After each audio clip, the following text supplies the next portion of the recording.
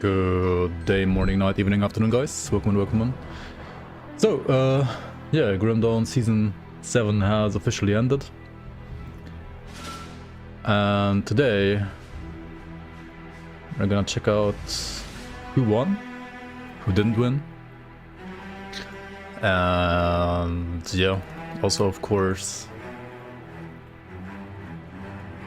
like all the builds that a lot of people played.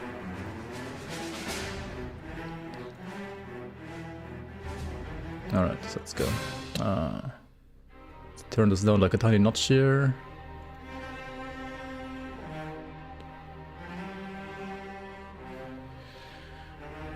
Okay, who was the season big? Who won the season bigly? Okay, no more PvE2. Yeah, welcome on, guys. Tyler, BP Frosty, Corn. Hello, guys. So, oh my god, my glasses. Gotta clean them real quick. For the softcore season, we have had like more people than ever before playing the season in general. Like, if you look at this, like how many people are this? Like crazy. Like 4,650 people, right? That's definitely, I think, like over 1,000 more than last season at the very least, which is crazy. And if you check out the hardcore season ladder, I think it's like another like 1,000 people. So unique entries, another 1,417 even. And if you combine the two, it will be like around 6,000. But I would say, like, I mean, many people like play both ladders, so it's probably more like around 5,000 people, like 5,000 like unique signups ish, I would dare to say. Of course, like some of these got 0 points, which doesn't necessarily mean they didn't play. It probably like means they just registered to like download the mod and then like play it offline, like without ladder, which is obviously fine too. But yeah, anyway, let's check out the actual winners. So for softcore, we have in the top 3 Enforcer, Moondrain, and Medax. Okay, now how do I do this? Give me one sec. I gotta like check out, we wanna like see their builds too, right? And also their achievements. Medax, wait, let's start with like rank 3, right? Enforcer did like all the challenges, right? Obviously. And then for tiebreakers, this got you like 10 points per...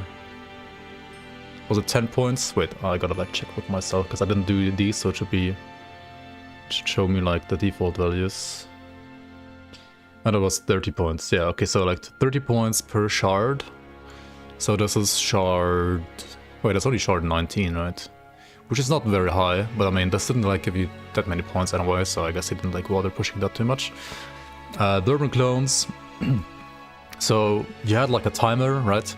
And whatever time you had left when the boss was killed, you got those amount of points times however like 1 second was worth for like each boss, which was obviously different. Like for the harder bosses, like each second was worth more. For the easier bosses, 1 second was worth less. So for Bourbon clones, 1 second was only worth 1 point. So this guy killed Bourbon clones with 516 seconds left, which is around about like 8.5 minutes, right-ish. And how many minutes do you have for these? It seems like a lot of times though. Anyway, for Loka, right, 1 minute, or like 1 second rather, was worth 2 points. So yeah, about the same time, just like times 2. Right, this is almost like 10 minutes left. Season 8, when? Yeah, tomorrow, right, in 1 second. Morning day, welcome on. Was your first season, had a good time, BP Frosty? Glad to hear that. Also Jason, welcome on, welcome on. Alright,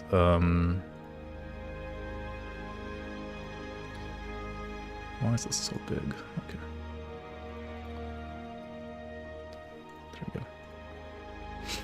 we go. Mogdrogan gave you 4 points per second. So yeah. If you do like quick math here, this should be like around 5 minutes as well, right? Maybe-ish. Wait, 9 minutes, yeah. So much for like quick math, right? 9 minutes. Ravager of Flesh, Minds, and Souls give you like 5 points each, I think, per second. Same as Kalagado, actually. And same as Crate and same as Balog. Okay, so all of these are like 5. So if you have whatever number, right, divided by 5, divided by 60. So it was again like around 9 minutes. For this one, like a little bit less time here and here. Same time as here, more time here, right? It's almost like 10 minutes. Like 3,000 points will be like 10 minutes, I think. Balog now is a bit like a longer fight, but not really harder, so didn't like more points. And Aranea, well, I think Aranea, if you can't cheese her, isn't like that easy actually. But since you can like cheese her a bit, she's not that hard. So she only gave like 3 points per second, which means like 1,668 points is actually also almost like 10 minutes, like 9.5 minutes, almost like. All these are like with more than 9 minutes left-ish. Can you read that my long word? I believe it says calculator. This one, wissenschaftlich, that just means scientific. Like this is Rechner is calculator and wissenschaftlich is scientific. That's just what it means.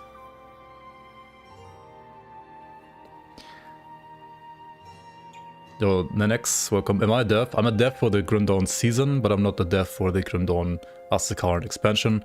I am a official playtester for the Asterkarn expansion though. So I do give some feedback. Leporipan, Andres, welcome guys. These challenges look pretty hard. I mean, yeah, they're not easy, certainly not. Especially like these tiebreakers are hard as fuck in my opinion. But yeah, people are crazy and play like a lot. If you look at, I think like if you could like look at top 50, right? Like, I think everybody in top 50 tried at least like one tiebreaker almost, which is crazy. Yeah, okay, like only one in this case, but still. If you go to like top 30, it becomes like a lot more competitive already. I don't know why I didn't just do this stuff, but yeah, okay, maybe like top 20 is more competitive then. Like these guys have like 40,000 points, right? It's kind of crazy.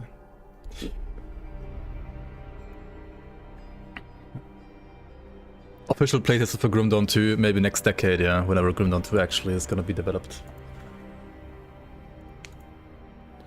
Anyway, we were looking at Enforcer, right? So Enforcer, yeah. I mean, like, these are always like triggered, like everything almost with like 9 minutes left. But then if you look at number 2, right, he has like 500 points more, which, to be fair, with these like multiplicators isn't that much.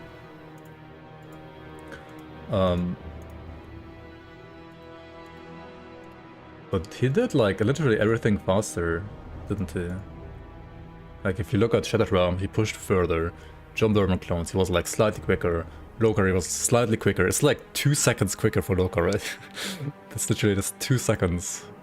Mokjogen, he was actually slower. But like Ravager, like 8 seconds faster, right? These are like so clutch. Couple seconds only. And this guy got like more points with Garia, but like this guy got more points with Moira.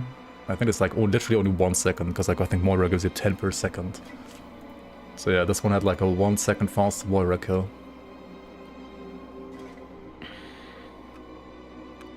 Didn't expect somebody to beat you in second place still, yeah, it's kinda crazy. And then Medax, who is first, right? If you compare this, they have like literally the same, on the second, the same kill time for Lokar and Burman clones. So yeah, thankfully we did like more than just like 2 tiebreakers, or like SR tiebreakers, also like literally the same. But yeah, quicker for Mokjogen, quicker for Ravager, Flesh, Minds, and Souls. Kala. Crate is like also like 1 second faster. Balognath is like 2 seconds slower. Aranea is like 1 second faster. Lord is like literally the same. Galacross. Hey, Galacross is what, 7 points? So this is 4 seconds faster.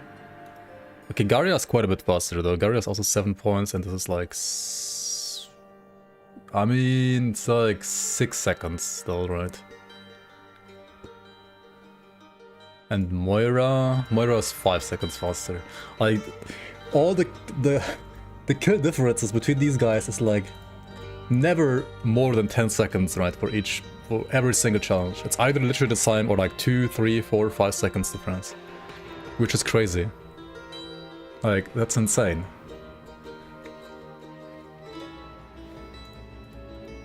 I mean, I guess we should like check out what kind of builds they were playing too, right? The league is over, yeah. And I have a good idea what kind of build they were playing. Because there was like one build that was like really, really good. Actually 2 builds that were like really, really good.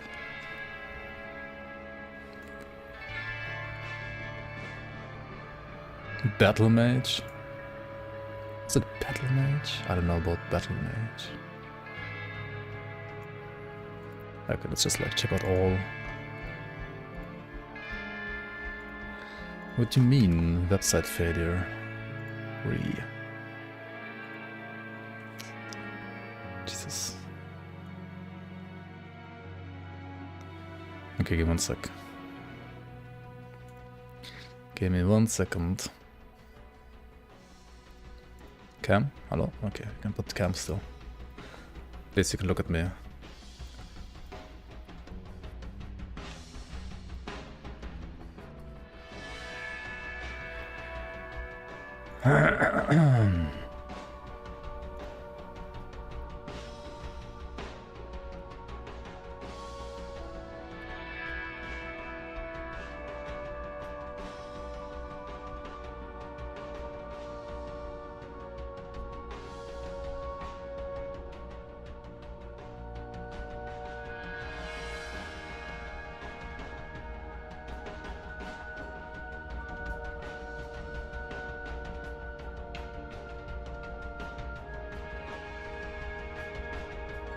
Jesus, why does the website not wanna like download your poop character?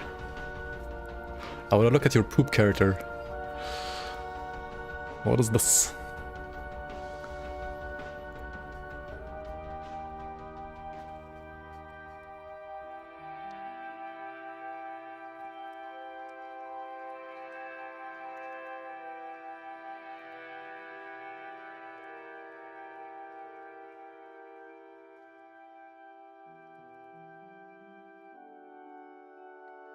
Okay, let's try some others. Okay, this works. Moonrain only had 2 characters. 2 max level characters and still got rank 2. That's crazy.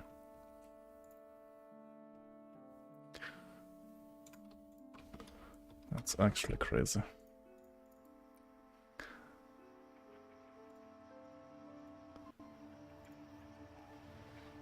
Okay, I guess we're gonna start with Moonrain then, because Enforcer's characters are... I don't know why I can't like download some of them.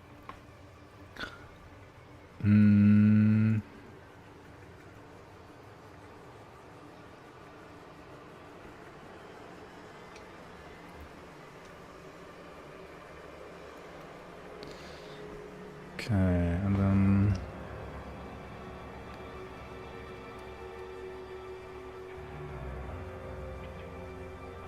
Okay, let's see.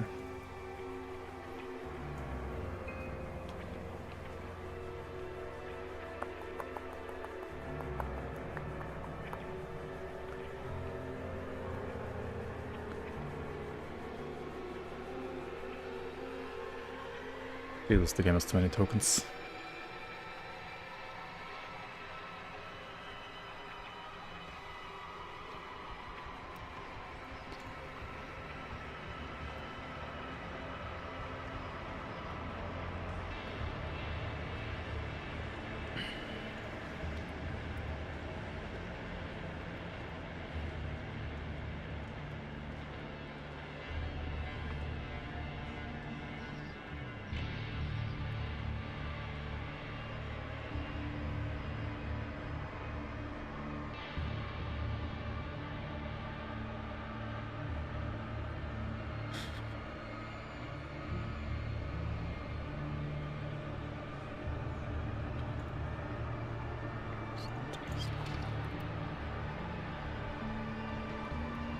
Good, you're back.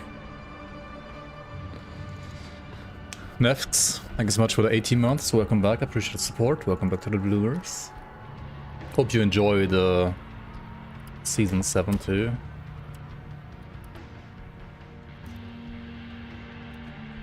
Okay.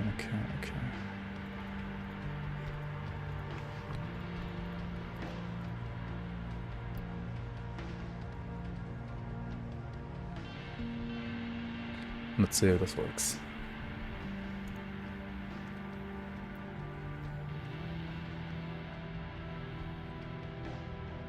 So, Moonrain had 2 characters, right? One called Spellrain and the other one called Moonrain.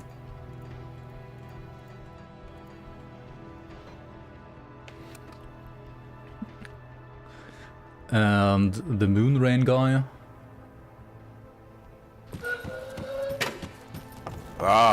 I've been expecting you, human.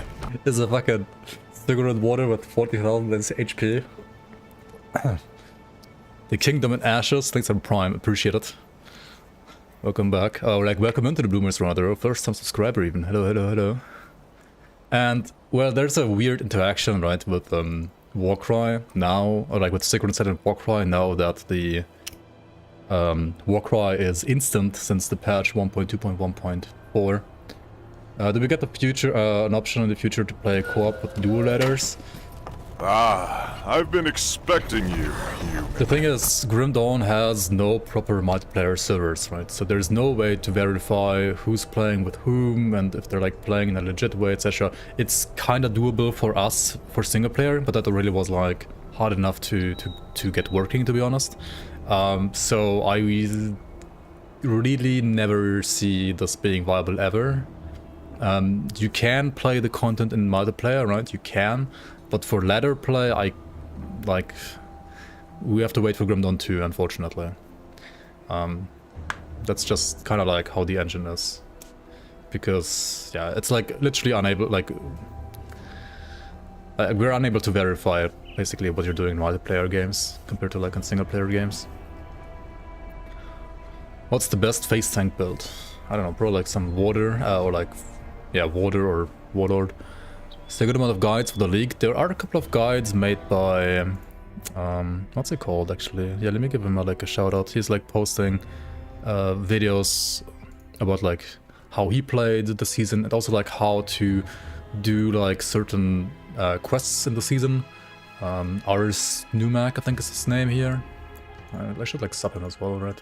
It's like only 50 subs, but yeah, he's doing like some season 7 guides and so on as well.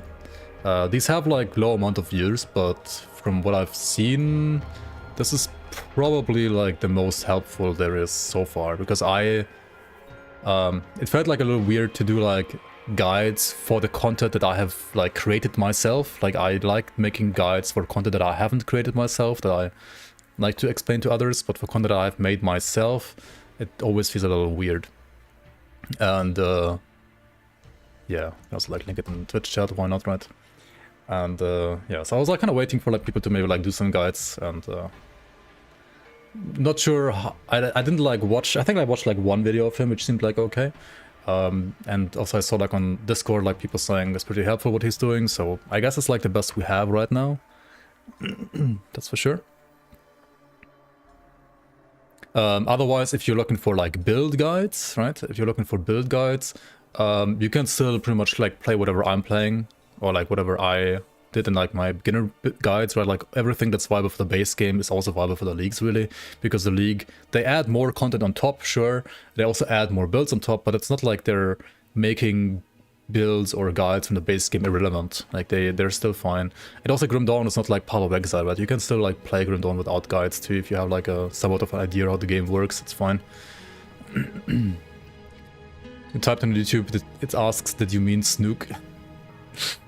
Unlucky. I feel like this game can be played without any builds or just picking one skill and focusing it. Yeah, as long as you kind of like understand the structure of the game and how you scale like a skill or like how you scale a build into endgame, you don't really need a guide, to be fair. But you kind of like need to know like some basics. But if you know like basics from other RPGs, then they can like also translate decently well to Grim Dawn, I would say. Yo, Kerplunk, thanks for the prime. Thank you so much for 31 months. Welcome back. Bloomer. Just started with Chrome Dawn after a year of playing PoE and other RPGs. What would be a good melee starter build to learn the game with and farm stuff? You can check out like the Blitz Warlord if you want to play like a sword and board melee tanky character. That's also kind of mobile and has decent burst damage. Like a Blitz Warlord is like what I would suggest. You can also, I mean, you can like literally play whatever build you can find in my video from like a year ago. Because the game really didn't change that much since that patch. Oh yeah, the one clickbait title video I made. 10 broken beginner builds. Yeah. Any build there is fine. There's also more on top that are also fine. But yeah, those are really good. You won't believe how broken they are. Yeah. Crab Turtle, how you doing, man? Season 8 when? Season 8 is gonna start after Fangs of Asterkarn. And since we don't have a Fangs of Asterkarn release date yet, which I thought we would have by now, I don't know when exactly. I know this year, right? Fangs of Asterkarn is gonna release this year. So Season 8 is also gonna be this year. Like not on the day of the release of Fangs of Asterkarn, probably like a couple of weeks after that. But we're gonna like try to prepare as much as possible until Fangs of Asterkarn release, so that we like have to, yeah, so that we can like start Season 8 as soon as possible after FOA as well.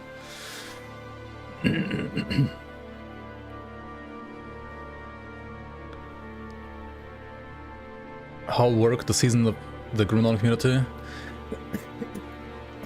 And most of it is like explained here on the website, I would say. If you have other further questions, feel free to ask in chat, and either I or somebody else in chat is gonna help you. When's the new update? Yeah, I don't know. This year, that's all I know. If I had to guess, I would guess like May. Maybe it might be maybe in May. Maybe April, maybe May. Something like that is what I would have to guess right now. But yeah, I don't know for sure. Anyway, we were looking at builds, right? And this guy is playing, or like was playing, a Sigrund Warder, the Moon Rain guy, and the Moon Rain guy did what? What are these tokens? Scaling Bourbon 426. Is that what he did? No, he did 516, didn't he? Okay, so this character was not the one that actually got these points, right? At least for some of the... Okay, maybe for Aranea, right? Let's check out Aranea. No, it's like this times 3, and this is less than that for sure. Yeah, this character was like good, but not good enough. So it's gotta be the other character, right? What's the other character? Yeah, okay, this... yeah, he went crazy on this one for sure. Aranea 552. 557. Wait, hang on. Why does he have both of these even? That makes no sense. Oh, I'm looking at Enforcer. My fucking bad. Bourbon, yeah, this checks out. Yeah, this doesn't check out though. This times 5, right? Oh my god. There's so many of them.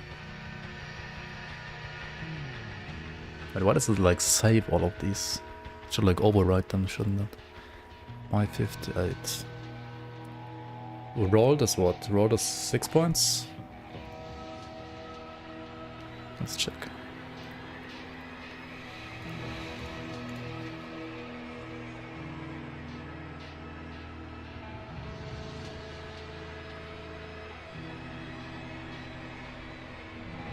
Yeah, rolled as 6 points.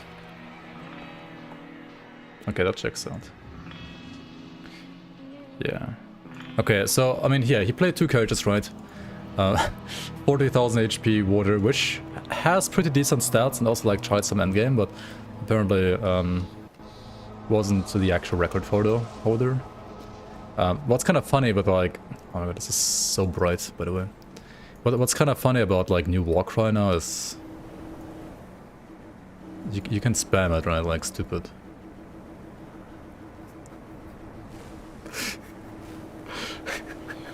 This is so ridiculous, dude. Like, what is this build? Because it has like no longer any like cast animation, right? Oh my god. So stupid.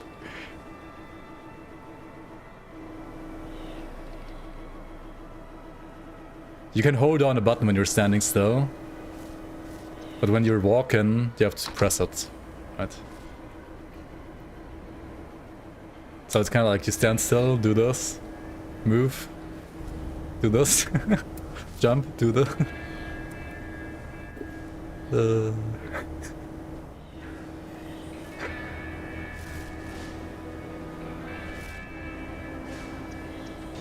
Walmart version of PoE's RF, yeah, kinda. Okay, but like this character, right, as broken as it looks, it didn't actually win. Oh, like it didn't get second place. The character that actually got him second place was this one. The fact that top broken build is the most used says a lot about society. Yeah, I mean, it just says like clickbait is working, right? I mean, clickbait just works. That's kind of just how it is, I guess. And surprise, surprise, it is a Moira Cloudburst Blade Spellbreaker.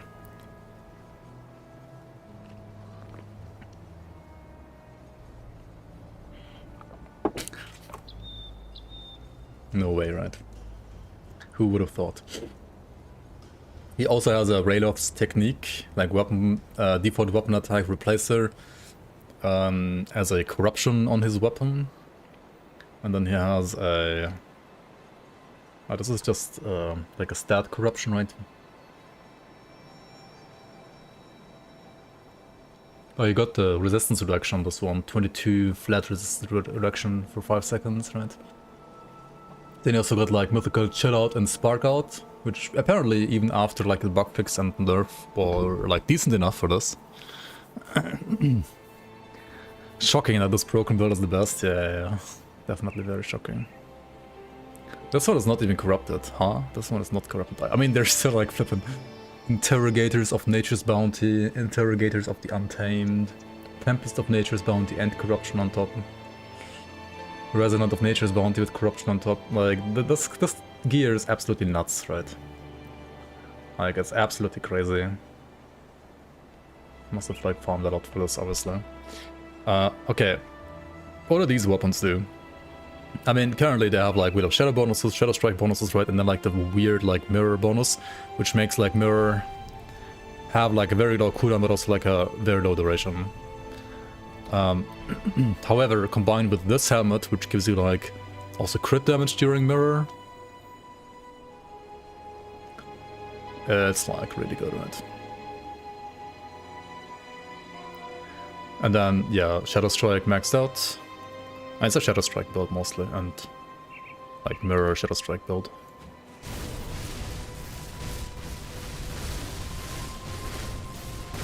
Yeah, I mean, it's because of dummy, like, I don't know, what was this, like 3 seconds?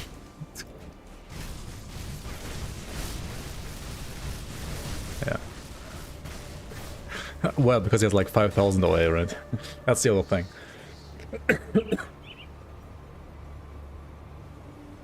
Only 5,000 damage, 48% chance to crit.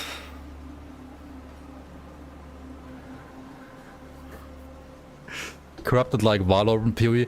Kinda, yeah. The League has like these essences, right, with which you can kind of like do like a little bit of like PoE style crafting in a way, right? You can add a... like if an item doesn't have a pre or suffix yet, like a rare item from like a vendor, from like a faction vendor for example, you can add a pre or suffix to that. If an item already has a prefix or a suffix, you can like reroll the prefix or suffix. That's how you can get, for example, like Tempest of Nature's Bounty like a little bit easier than by default by just dropping. And then you can like upgrade a non-mythical to a mythical, for example, which doesn't really help in this case. You can add an affix to a blue item, which also didn't really do anything in this case. But for example, you could get like a Tempest, mythical Tempest sigil, right, with the Tempest prefix on the Tempest sigil. But it turns out, even with that, the blue items are still I mean, they're like definitely way better, right? But they're like barely viable, even with us. Which just like shows you how shitty most blue items are, right? And then attacks through to like reroll the rolls, right? Like if a weapon has like some min to max roll on a stat, you can then use this to well reroll the value, right? To like get your max roll. And then there's like 2 corruptions which kind of like work like Val in PoE.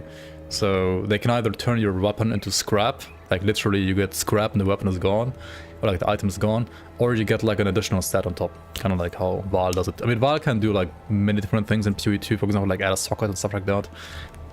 In this case, you either, like with the corrupting essence of ultas, you get a stat, like for example these are red, right? They have like a red name, so you get like 1 extra stat. In this case, on weapons you could get, for example, among like other things, flat resistance reduction. But there's like other things you can get too. So I think it's like 6 or 7 corruptions that you can get per slot, that are like different per slot. And then Relioth is similar, but instead of like giving you a stat, it gives you a skill instead, right? It can be a passive skill, it can be like a proc skill, or it can, just like in the case of this, even be an active skill. The Relioth's technique, which is like a default attack weapon replacer. So then all of a sudden you don't need to like play Shroud of Baranath, for example, on a Spellbreaker anymore. You can play this instead, right?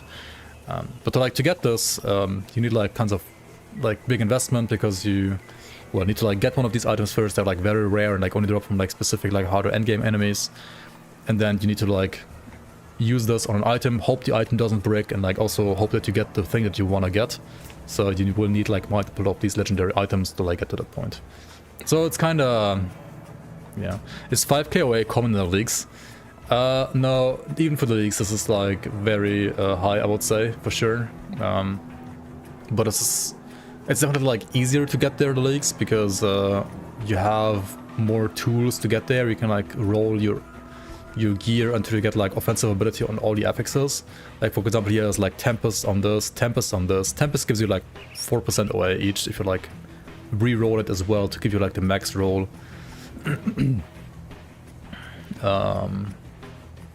So yeah, it's like all these items have like, actually not all, but like many have OA. This one has like 161 OA and 3% OA on top, right? This is one of the examples, sorry, for a faction item, right? You can like buy this item from the faction vendor, then like put 2, what is it, lesser essences of Ishtar to add like a pre or suffix. You can then like add a prefix and then add a suffix, and then you can like roll these or these on top. So it's kind of like you can like craft your crazy faction item kind of thing. But then you have to like corrupt it on top, right?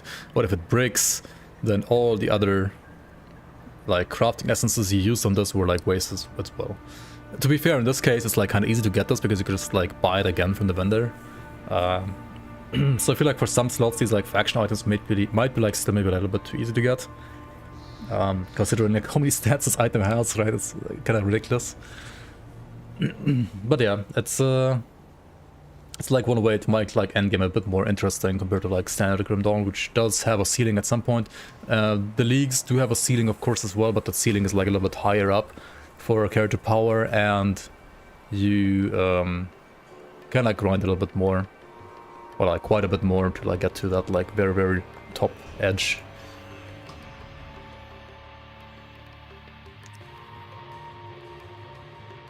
A little bit more, yeah, you need to like grind a ridiculous amount of more, actually, I think.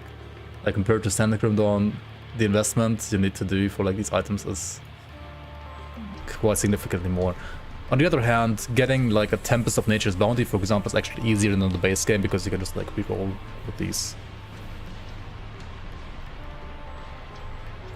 This build makes you feel inept at build making, holy hell.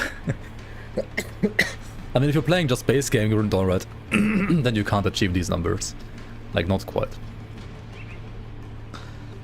And I mean, this item itself is also like an item from the league, right? Like, some of these items are also like, they only drop in the league from like monsters from the league. I mean, this item drops for like the hardest boss in the entire league, which is harder, maybe like twice as hard as the hardest boss in the base game-ish, right? So, yeah. Yes, the items are crazy good, but it's also like hard to get there. Nevzor, welcome, welcome. You try to put crab devotion for a week. Wait, what? Crab devotion? I mean, you can put it on like passos, like auras, right? Gotta like be an aura. When does the next league start? The next league starts whenever Fangs of Asterkarn is out, or like after Fangs of Asterkarn, rather. Today is the end of season 7. Anyway, this character, right? This crazy character got Moonrain rank 2, right? So that is that. Okay, let's check out. Dude, I wanna like get the stuff from rank 3. Why can't I like...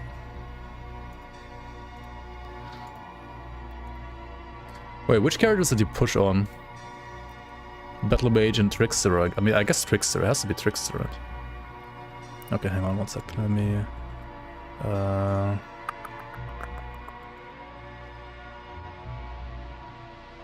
Put your characters in here.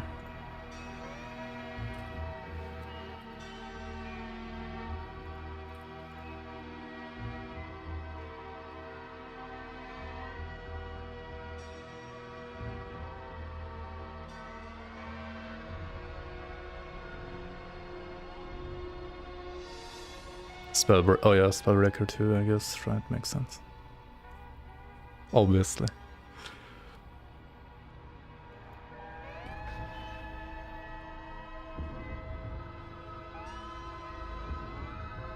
Ja, Shazba, welcome.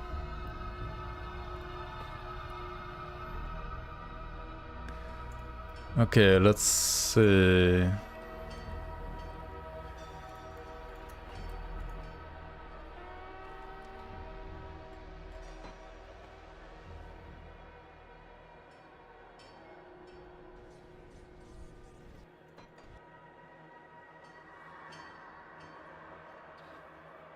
So, Enforcer played a couple builds, but I think these 3 are like the most important ones.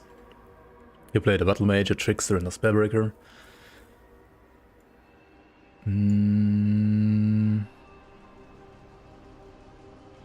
With the Spellbreaker probably being the one that like actually got him the winning points in the end. Or like the points to get to rank 3.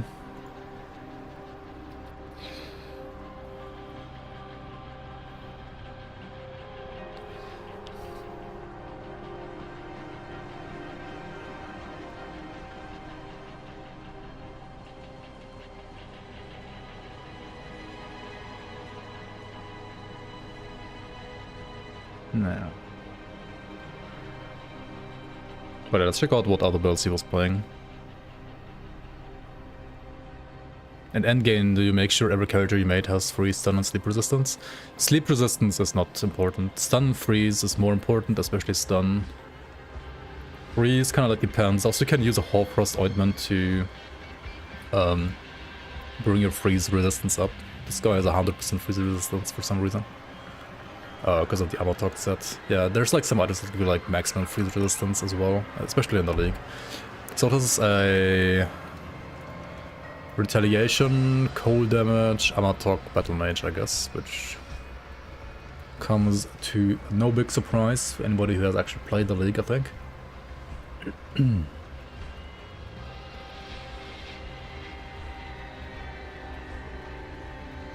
But also has like some good corruptions on top. How does the build play? You just like kind of spam blitz or single target, and then you also have your devastation, but like cold devastation, and you also have disco, which like reduces enemy cold resistance inside the sigil. So this like big cold sigil. Doesn't really like deal any damage, but it's like nice for cold resistance.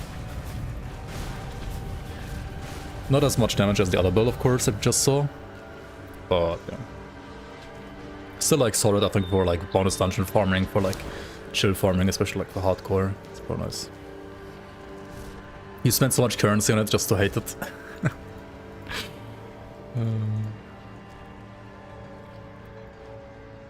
24,000 HP. I mean, it's a very like comfortable build, I would say. But yeah, not like crazy DPS wise. For occultist, the Solaris Witchfire and second right only apply to melee attacks. It applies to anything that has... Okay, so like the skill has percent damage and flat damage, right? The flat damage applies to your weapon damage, so it applies to all attacks that have weapon damage, which are most of the melee attacks, but can also be non-melee attacks. Also, for example, if you're using a pistol, right, that's also like weapon damage. You just have to like look for percent weapon damage, whether or not the skill has that. But then also, Solaris Witchfire and second right have a percent damage part, and that percent damage part will apply to all skills, no matter if they have weapon damage or not. You share builds here? Sure, you can. Okay, this is a trickster. This is a, I think, lightning Shadow Strike trickster. Yeah, with the Storm Serpent's armor, which you can give an affix in the league, right? And then also corrupt on top. It's like a rune carved Storm Serpent loop, an Overseer Storm Serpent mask, a Trickster's Storm Serpent armor, right? This makes like this blue set like actually really good. And then also he's playing like one Reforged Cloudburst Blade that we saw on the other Spellbreaker earlier, and then one Nomos Dread Axe Earthbound of Torrents. This is a item from the league as well, which yeah, has like some bonuses for Trickster, for Lightning Trickster, and gives you like Lightning Shadow Strike, and some other bonuses to Stormcaller's Pact as well, which I believe he is playing too, because like Nightblade has no exclusive anyway. And then as a filler, he's playing Savagery, and also Wind Devils exist in it. And I guess Grasping Vines because of this metal in it. Oh, this might be like pre-nerf. Is it like still worth to play this even on a build like this? I mean, okay, yeah, it is, because you have like 10% lightning resistance reduction to Weight of Shadow, I guess. The Grasping Vines part itself is just like for some additional AoE. It doesn't really like have any debuff anymore. But it can, I mean, like, yeah, it's like some AoE, I guess. It's like 1 point each, and it's a good procer for like devotions like Arcane Bomb actually. So that's good too. And it has 27,000 HP, which for Nightblade is pretty good too, I would dare to say.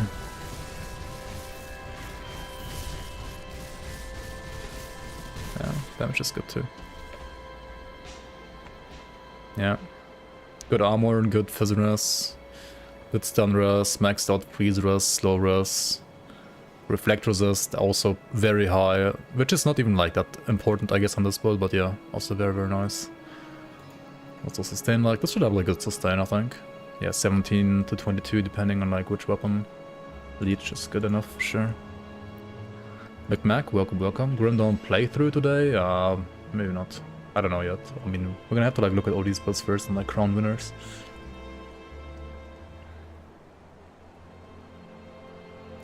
But yeah, I mean, this one looks cool and very good. Wait, 7,000 regen. Holy shit.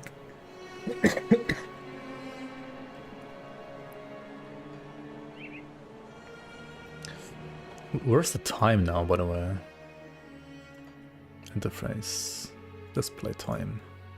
Oh, right, the fucking new patch put the time here now. It's like, we have to like change the overlay, right? Oh my god. 17 hours, 44 minutes. Yeah.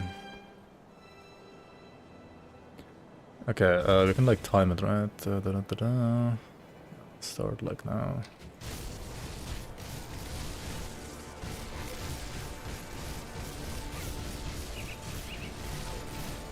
It's like 7 seconds. 7 seconds kill time.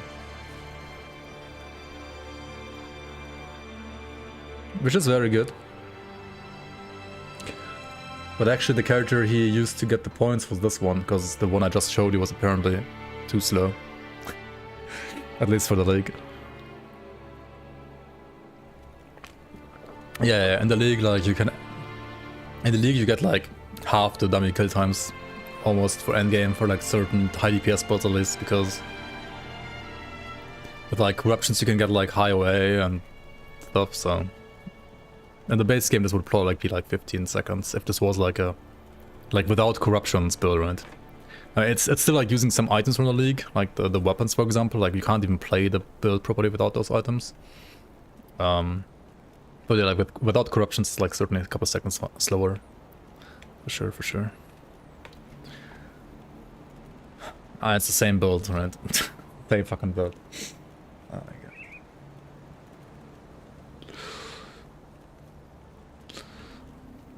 You wanna check the previous build? Okay, let's check it out. The green tools should work for the league still, I think.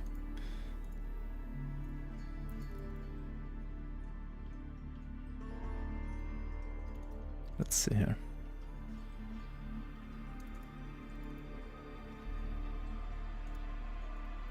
I have a feeling this is like the build of the league.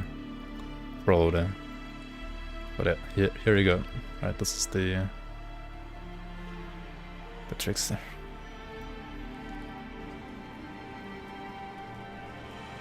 He even played like Legion Grease. Wait, the other guy who got like rank 2 didn't play faction boots. He actually played different boots. Interesting. Vigor's Vigil makes sense, This thing makes sense, right? Golos rings, insanely good for like region and other crap as well. You don't really like need the region on this build though. Why are the people like playing Golos rings?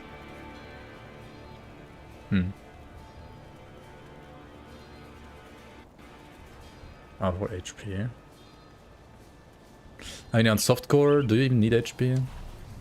You can just like play around like... I mean, maybe I guess, because like... You don't have full mirror uptime, right? It's not like last league where you actually had like full uptime, here you don't. It's still a high uptime, but like not full. And yeah, null is... He has the same corruption though as well, right? Like also the Raylos technique here. Let's check out the dummy. Starting now, right?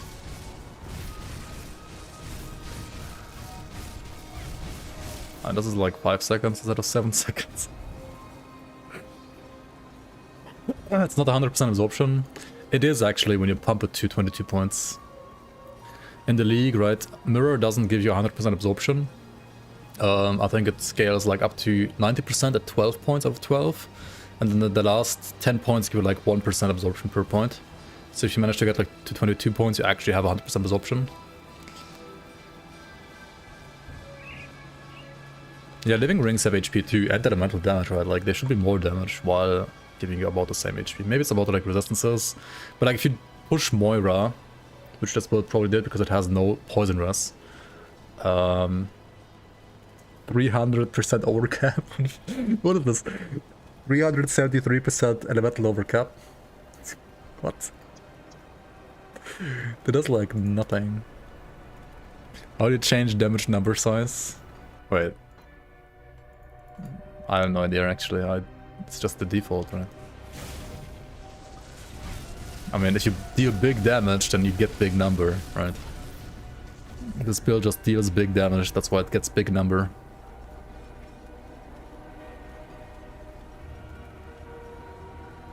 Oh, Elemental Seeker, interesting. I mean, it's really good for dot, and this is high dot build actually. Like this is kind of like an elemental dot build, you could say, right? Yeah, I mean, these are like season builds, so they are slightly stronger than in the vanilla game, for sure. But you can get like really high numbers in vanilla too, actually. Not this high, but you can get like high numbers. And like this being red and big only depends on your OA, right? If you get like 5000 OA, which you can do in the base game too, like that is possible. It's just most of the time like not really like worth it, but you can get there if you want to, like surely. Like only then you get like big red numbers, right? Yeah, they don't do anything and just make the screen clutter, which I don't know, probably would remove the damage even on a build like this, not gonna lie. Like if I was actually like fighting stuff, I would probably play it like this, because the numbers are too big.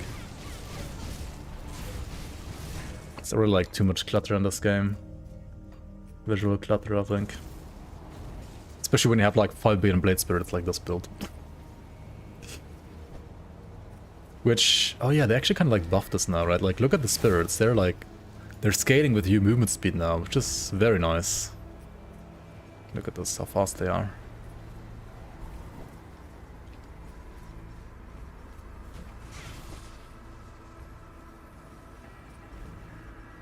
Boy Long, welcome, welcome. Appreciate the kind words. You and your friends are enjoying the game thanks to me. Hey, glad to hear that, man. Glad you're enjoying the game and glad you like the content. Son Young, welcome in. I know that's a stupid question. Questions are never stupid, really. But I just want to know, what can I do after finishing all difficulties and explored all levels in the game? You cleared all the world bosses. Did you clear, like, the hidden bosses too? Like, Lokar, Bourbon Clones, Creative Entertainment, Ravager of Flesh, and stuff like that, like Ravager, Kalagadra. There's like six like Celestial bosses in the game. Right, the 6 crazy bosses. And other than that, you can just like grind Shattered Realm, or like the Crucible, I guess. And if you want even more endgame content, then you gotta play the Grim Dawn Leagues, right? The community leagues, they offer you way more endgame on top. Do I have an OnlyFans? Maybe I should make one for like people to donate for the leagues, since like PayPal is not always the best. Maybe just make an OnlyFans for the league.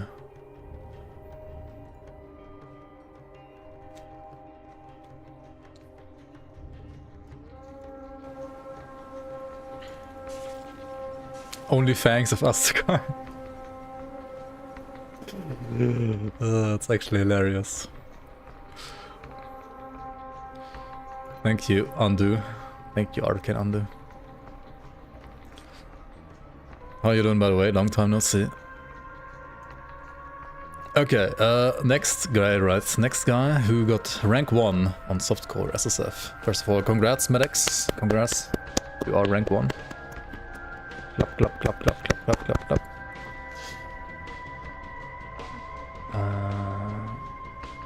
Let's see.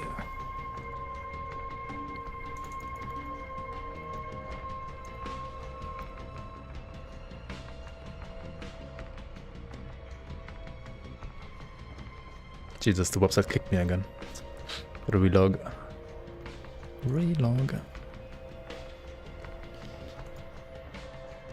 Alright,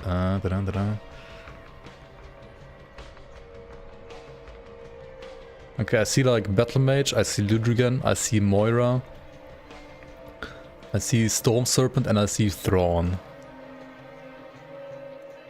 Any guesses who is the build that actually got the points?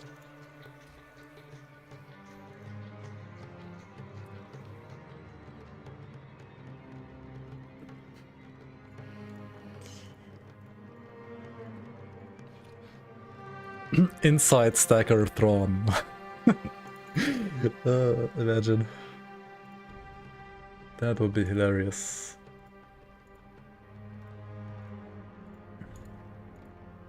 Inside Stacker of Inside Pants or whatever, right? Of Inside Affix.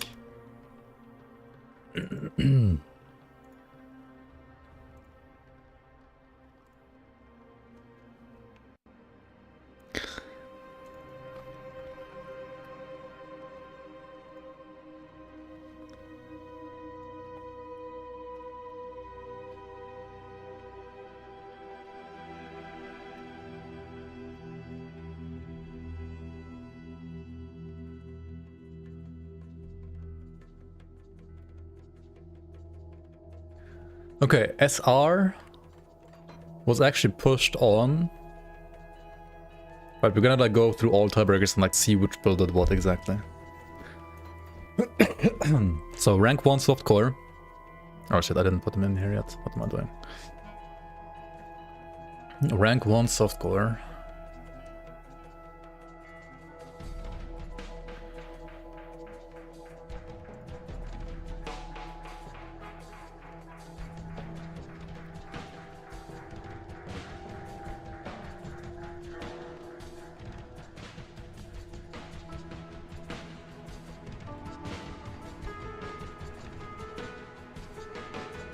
Pushed Shattered Realm with this build. LUD. Which might imply Or is it part of exile tags on YouTube? Yeah. I don't know. Why not, I guess. This is Path of Exile 3, man. It's better than Path of Exile, right? All Path of Exile players should watch this, because this is the actual game that's worth playing.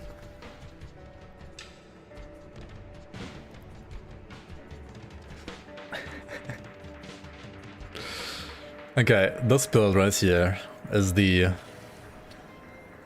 SR pusher. Oh, I see. It's a pet build, of course.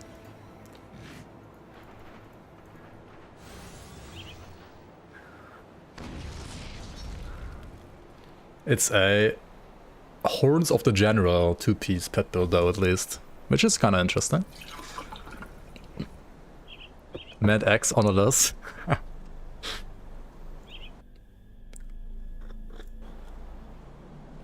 Apparently it was also like trying the shield, but that's like worse than this. Also was like trying Overseer or this middle, and apparently maybe like played this in the end. Or maybe after like every time he pushed, he like switched back from the shield and from this. So this is like the actual worse items, and these are the actual good items. Who knows? This is Boomdogs. It's triple Boomdogs, yeah, kinda. But they have like a cooldown that like kind of matches the time they stay alive, right? Oh shit. Yeah, the dogs like die after 9 seconds, I think. Yeah. And then you resummon them. That's kind of like Boomdogs, but like on a kind of like high cooldown, to be fair. Really wanted the horns, but couldn't get the waystone to the boss that gives them. Oof. Yeah, that kind of sucks actually. Like, getting some of the waystones is a little RNG dependent actually, with them like being drops from the Nemesis mobs, right? Yeah, you have to hold the button, otherwise you only get one, right? Yeah, you have to like wait until they actually boom on their own before you press the button. Like, if you press it right away, right? It gets really weird. I have no idea why it's like this, but this is scuffed, right?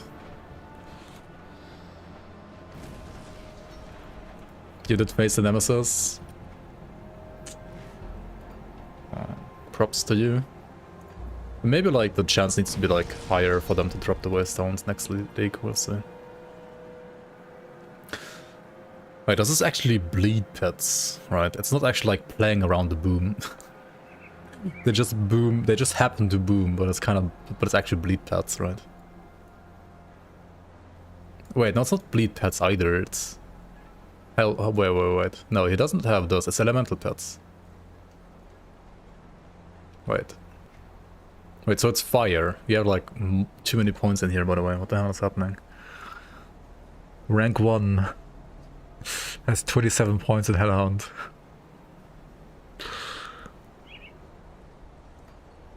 Yeah, it's fire pets, right? Because average fire too. It's fire. Fire pets. Interesting though, interesting. Oh, where's the tornadoes? Yeah. Also he has a pet, right? Like another pet, I mean, from... Yeah. Amulet Corruption, Servant of Ralyop, and here you got the Snowhound, which has lightning and electrical damage. Which is not really like fire damage, but, I mean... It has like... DR and physical RR for some reason. Wait, why does it have physical RR? That makes no sense.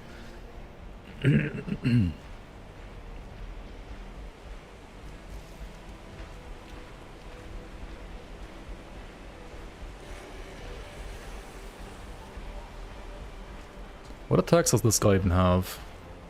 Can I remove the windows? Okay.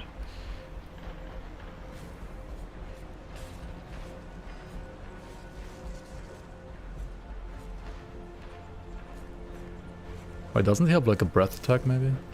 Does he not do that against the dummy? It says it has like more than one attack, right?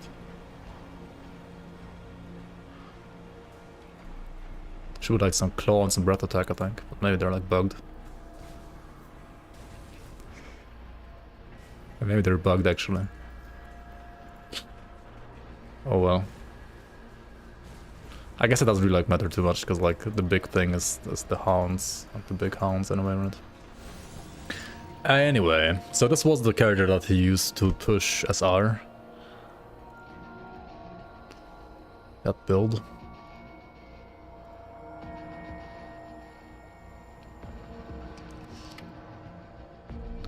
Scaling bourbon. Okay, his fastest bourbon killer was this one. Surprise. Surprise, surprise. Yeah, we've all seen this build, haven't we?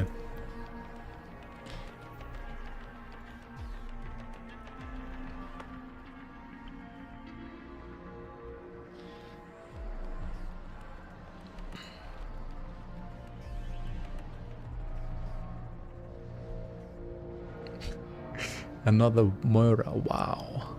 Crazy, right? Yeah, this was also his fastest low card kill. Surprise, surprise.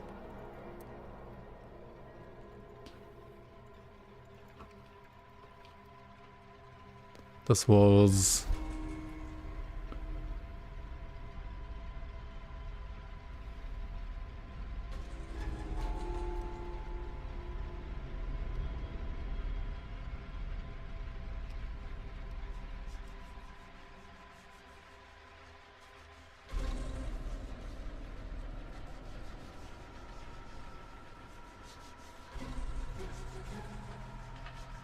It was not his fastest Mogdrogan kill though, what the hell?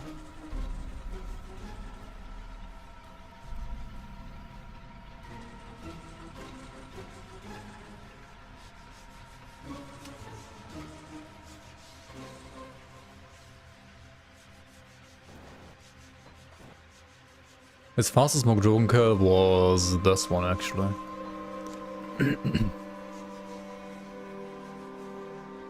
Yeah, it seems like it's probably Blade Spirits, I would guess too. Yeah. Okay, this is a new build at least, right, that I haven't seen yet. This is the Trickster, and before the last Crate official patch, you could spam Blade Spirits, right? And by spamming Blade Spirits, you could reapply the bleed damage of the Blade Spirit, so you wouldn't have like the bleed damage from like 4 Blade Spirits, but rather from like, well, I don't know, like 10 or 20, or depending on like how much bleed duration you stacked. So this is definitely like already like a dead build in a way. I mean, or like not dead, like it still obviously works, but it's like worse than before for sure.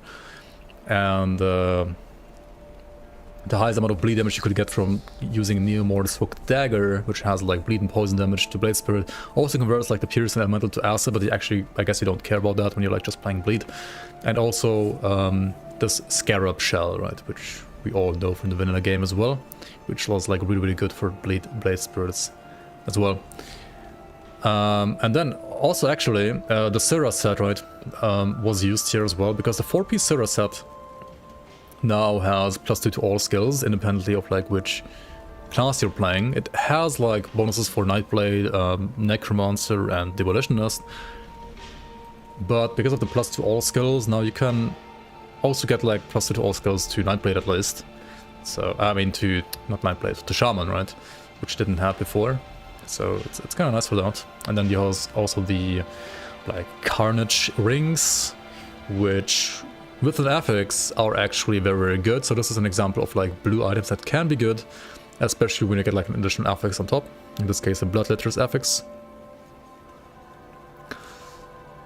And they have a Ray Loss Determination here on the helmet, which gives you more maximum casting attack speed and movement speed for like 12 seconds, and also crit damage, which I guess you can like use to get like the crit for the Blade Spirits out during those 12 seconds, and thus you have like higher like bleed from the spirits as well, right?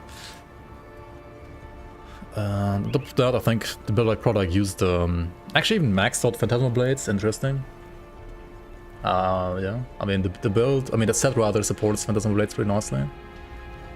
And yeah, the casting speed like makes you cast the Blade Spirits quicker too. Why is there a Wind Devil here? Because it has a decent proc, I guess, like rend, like a decent chance to proc devotions. Yeah, Heart of Mogdog on this, rend on this. Makes sense, makes sense. Phantasm Blades procs nothing. Wait, why does Blade Spirit not proc anything, but Wind Devil does? What? Huh? Why does this build have Wind Devil?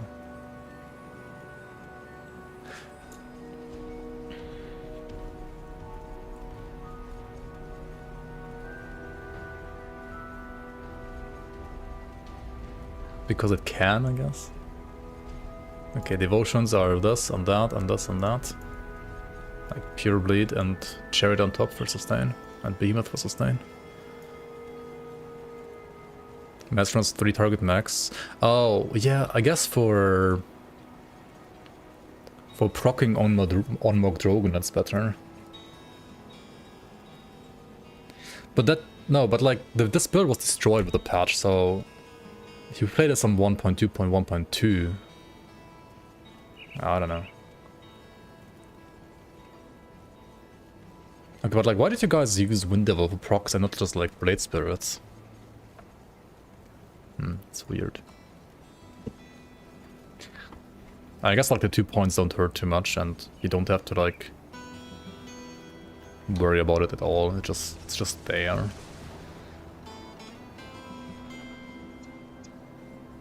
How much damage is this actually? This build now on the current patch, like post nerf.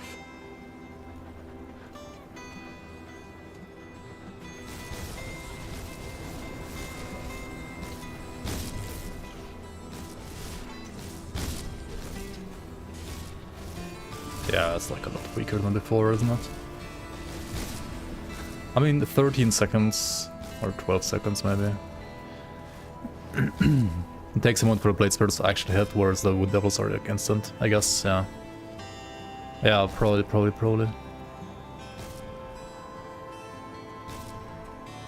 Yeah, it has to be that.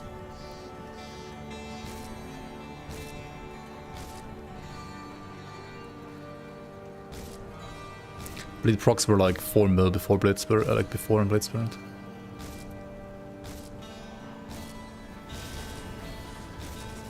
Like when you would stack them, right?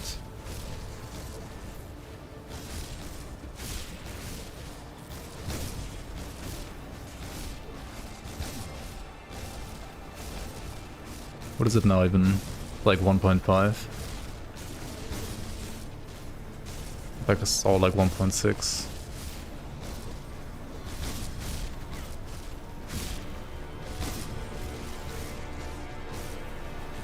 And you can still like stack some of them twice, right? Yeah, then you get like 2, 2.4, 2.5 for a couple of seconds at least.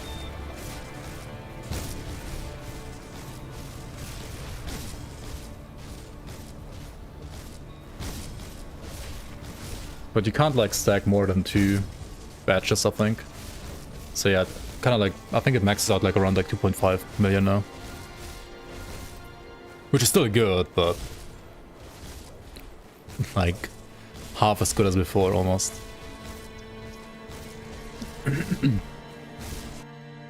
How many Iron Maidens per second does this build do? Gods know.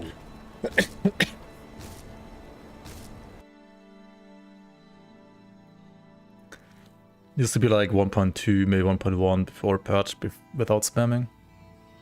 I mean, this is a very like optimized version, right?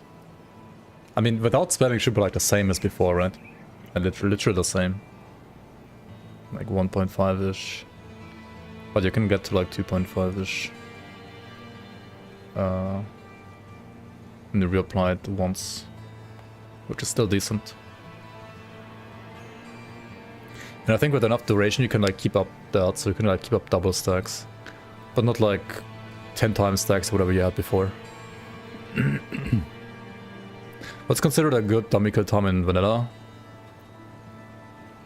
I would say like sorry. decent or good like starts at like 30 seconds, and then like actually good is like 20 seconds or 15 seconds, and then like the best is like 10 seconds. But like sub 10 seconds is like almost impossible. And in the league you have like some builds that like do the dummy in like 4 to 5 seconds. But those are like only the really broken ones really.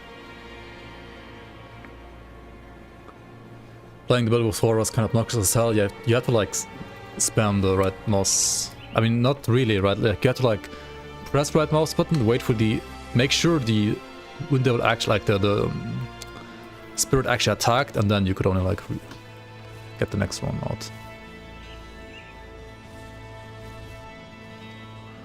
You do like 9 with the druid with 123% R and 111 crit damage.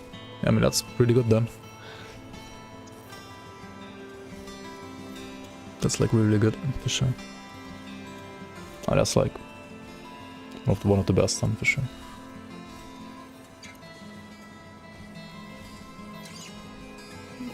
Like I'm not saying, I mean sub 10 is like, I've seen it before, but like usually all the sub 10 builds are, they usually all got nerfed.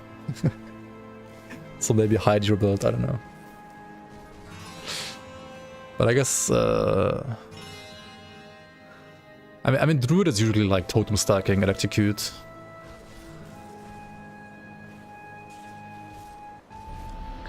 $50 seconds for 4 dummies is good.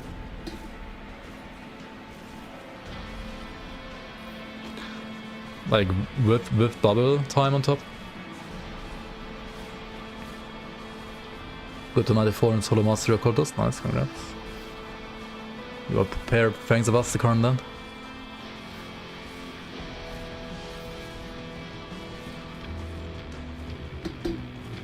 Ultos is bugged. It unsummons wind devils when switching. Because you lose the... Wait, because you lose the 5-piece? And usually you like lose Wind Devil when you weapon swap because you have like skill points to Wind Devil. But Ultos X doesn't have points to Wind Devil, right? So that's really weird. You're also using Veilkeeper set. Oh, you're playing Savagery? Yeah, Savagery is most single target damage, makes sense. Wait, but like, why would you play Ultos X for Savagery? And I guess you can play it, right? It's okay. I guess 200 Lightning Savagery doesn't really like have anything that's better anywhere. The Fizzras, yeah, makes sense. Fangs of Asterkarn will be in the 3rd or 4th quarter. I don't think it's gonna be 4th quarter, definitely not. I think it's like 2nd or 3rd quarter, personally, but maybe I'm wrong. Maybe my May prediction is also wrong, who knows.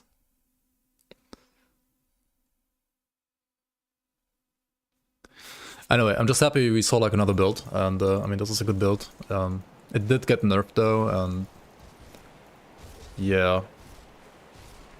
It wouldn't like win anything now anymore. It's still a good build I think, but definitely not like broken enough to be played, like to be worth playing for tiebreakers anymore. But definitely good.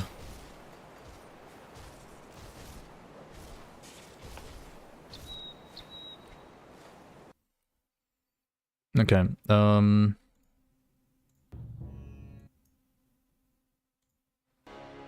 more music and also more builds.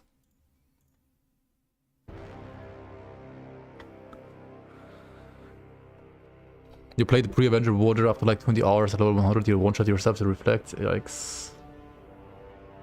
28,000 HP, yeah. I can get there. I would say 15 to 20,000 HP is like what usual endgame builds have right now, like 15 to 20,000 HP. Above 20,000 is a lot. And most of the time not really necessary. How to access the league? The league has ended already, but if you would like to still play the content, you can still, I think, download the launcher and like download the files in offline mode.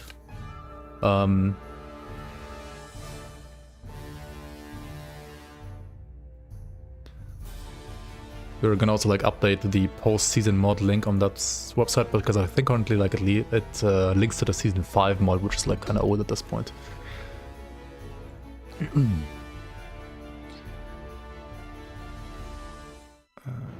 Do you know a mod where you can be instant level 100? I mean, you can just use GD Stash if you really want to do that. Don't need to be like an action mod. Just use GD Stash. It's not gonna work in the like actual leagues when they're live, because we're gonna obviously like know that you're doing that, but outside of the leagues, Crimdon is an offline single player game basically, so you can like kind of like cheat however you want. Which is why we're doing like all this like launcher stuff to like prevent cheating.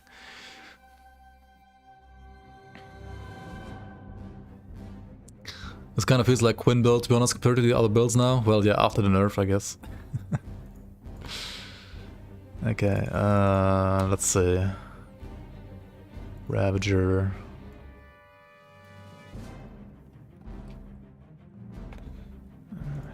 Okay.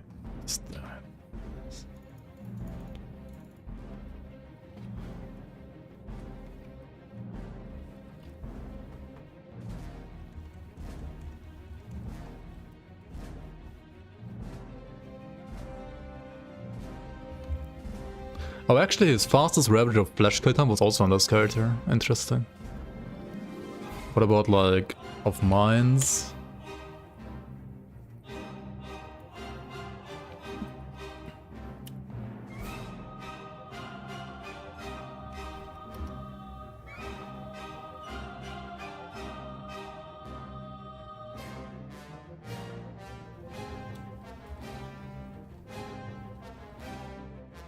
Yeah, same character.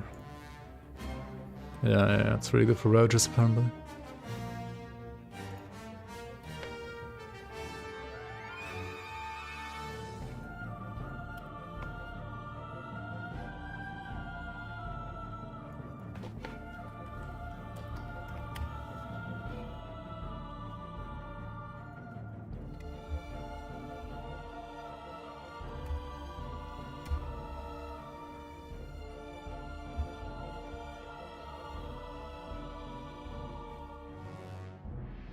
Yeah, same for Ravager of Souls. And then color.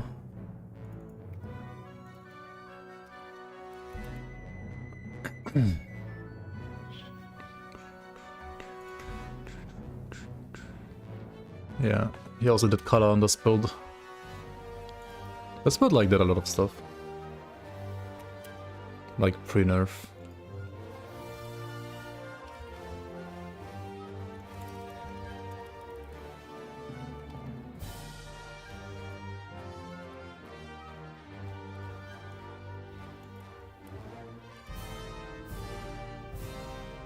Okay, Crate was a different build though.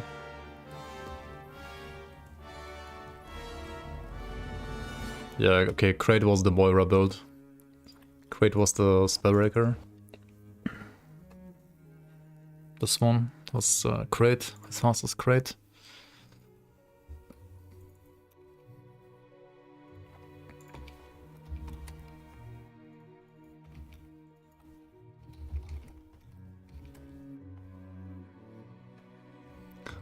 Which was also as fast as Bolognath, this build.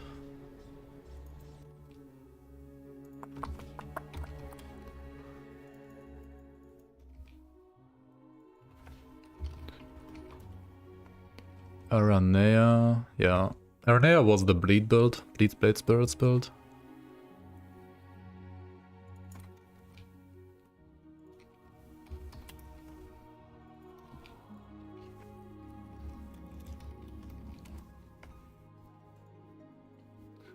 Royal the Rathas was probably the Moira build, yeah.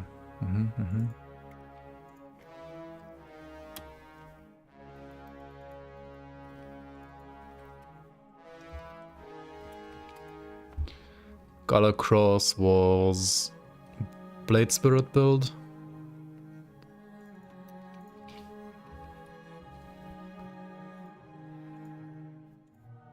How many points was Garia? Garia was like 8 points, right?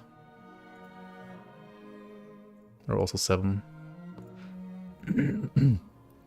Also 7, okay.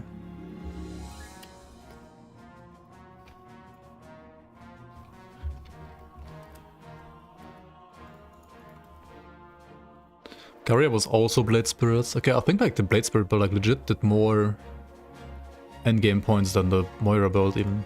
It's interesting.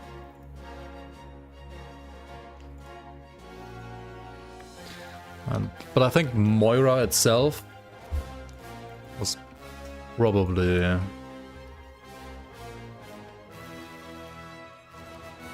the Moira build. Yeah. Okay, so this build did Moira, Crate, Balog, Aranea, Rhodobrathus, I think. And the Blade Spirit build did Galacross, Garia, all the Ravagers, McDrogan, Kala, local Bourbon clones. And Shadow Realm did... Like, Shadow Realm was pushed on the pet build, yeah. And pet builds are just like really strong for SR. I think like almost everybody knows that, right?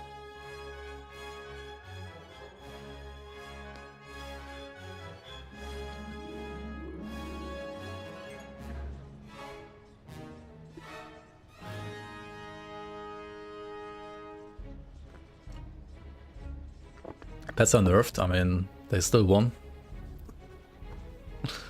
For Shadow Realm.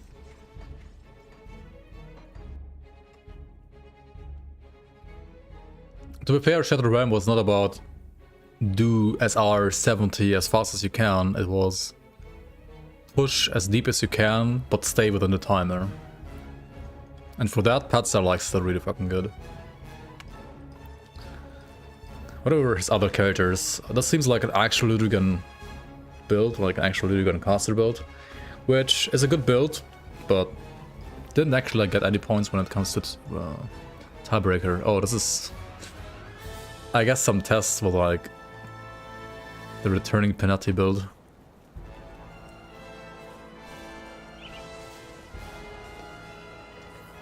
Returning Penati tester.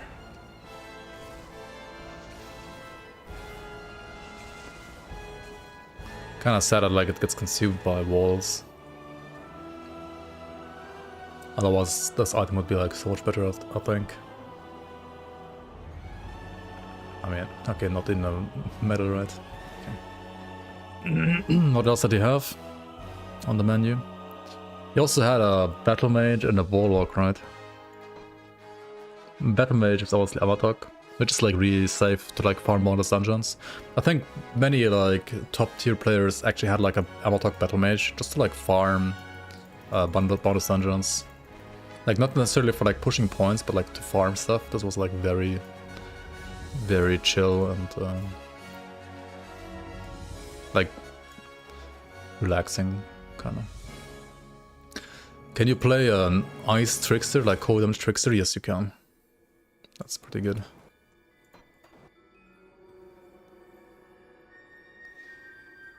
And then there's also Thrawn Warlock apparently. You feel like an idiot for not playing Amatok in the dungeons? I mean, it's... Yeah, it was like really chill, really good. Hold the phone. What is this Aether Tempest that's going on here? What the fuck?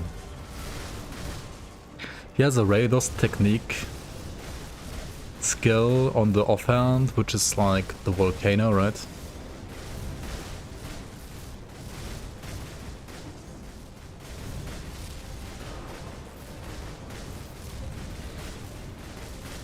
Then he has these rings. This is just like a proc build, right? Like 5 billion procs build, what shit. Which is cool, but... Welcome to visual clarity. Welcome to Thrawn Warlock.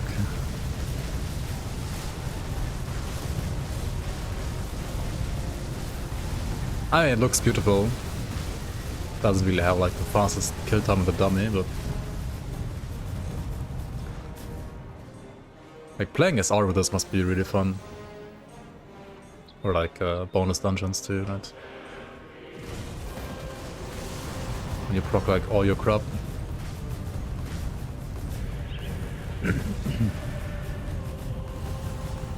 Thrawn did get buffed actually in this patch now. Actually no, it didn't. But you can like reposition your devastation more often now. Didn't like get buffed damage-wise, I would say.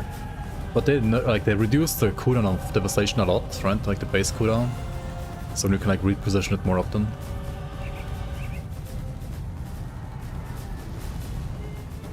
Which I guess is nice too. 5-second cooldown devastation, 10-second duration.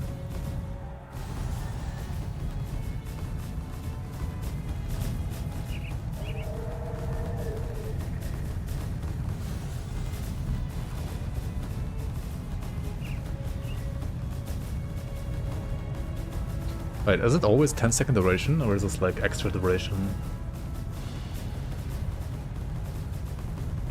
The set doesn't give you extra duration, right? Oh, the helmet is 5-second duration. I see. And you want the helmet for the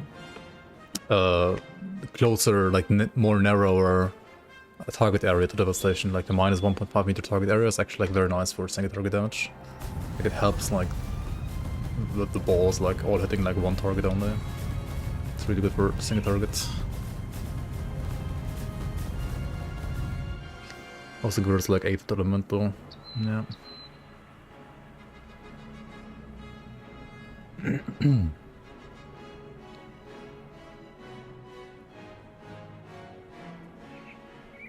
The last DLC of Grim Dawn is Exit. Wait, what do you mean it's Exit?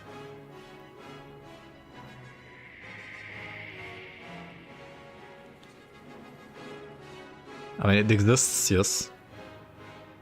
It hasn't exited the development yet. Like, it's not live yet. It's gonna be live later this year, though, at some point. It does exist, and it will happen. Wait, oh, this was like... Right, this was like when these were bugged. That's why it has them. Yeah, Chillout was like bugged right early into the league.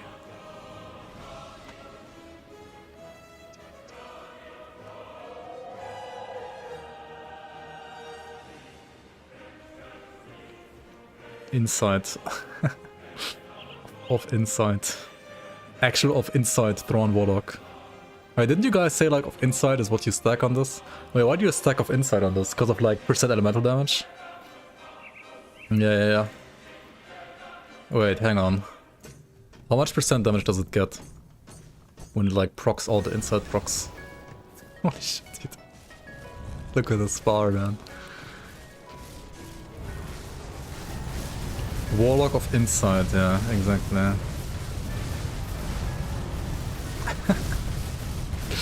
That's funny.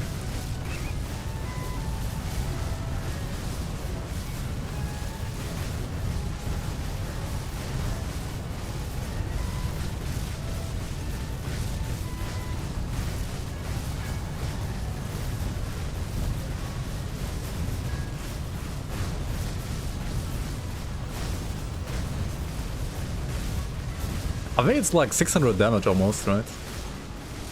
Or 500. Wait, am I stupid? Nah, it's like, no, 400, never mind. But still. Certainly not bad at all. Looks like OP. I mean, this is a strong build. But not actually OP. Definitely not. It's a fun build. Very fun build, that's for sure.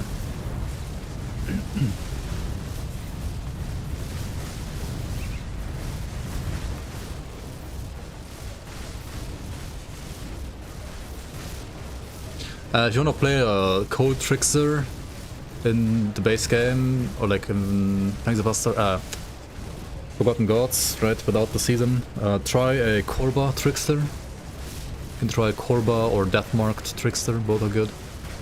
Korba set trickster, Deathmarked set trickster. Fangs of Asterkarn DLC will come this year at some point. We don't know when exactly. We don't have a date. All we know is this year. I personally guess it's like at some point, maybe in May or June, but we don't know. I would guess like May, but maybe it's later. Is Morganath set good? Yeah. But I would play Morganath set on like a Reaper, not Trickster. Would a build like this be possible in Forgotten Gods?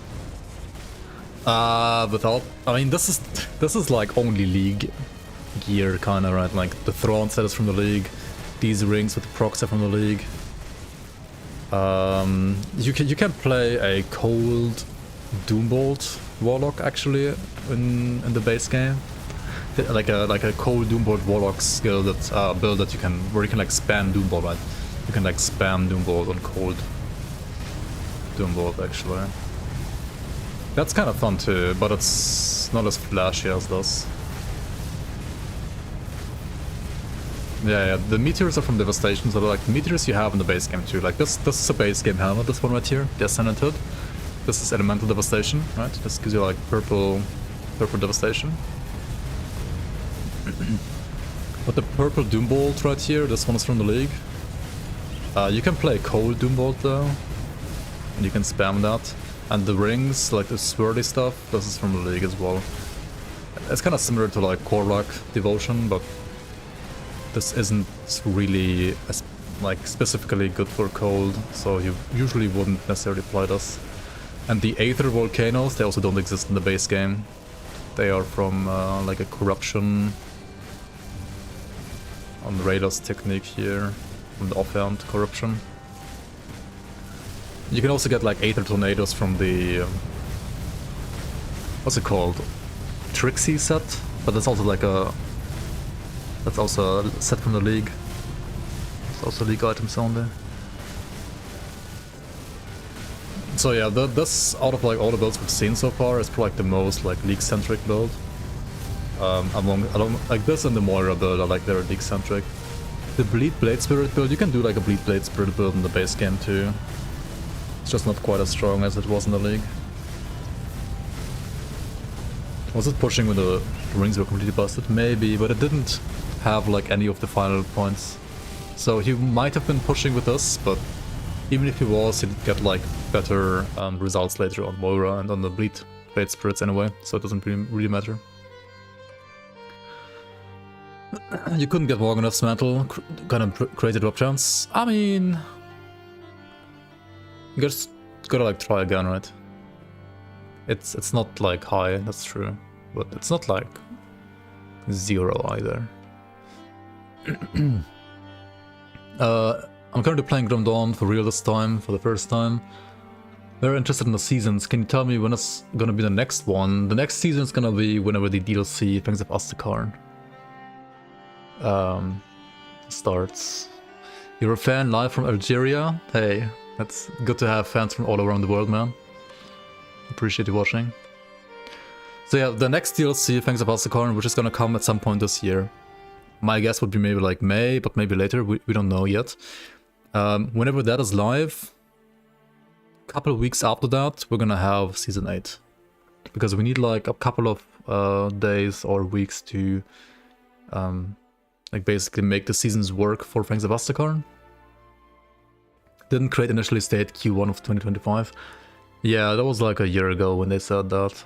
They said like Q4 2024 or Q1 2025. Like in the last live stream, he just said 2025. He didn't even say like early anymore.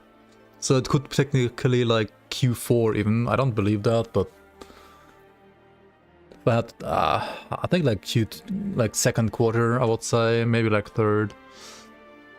If I had to guess right now, it would be like May, but who knows? Maybe it's even later.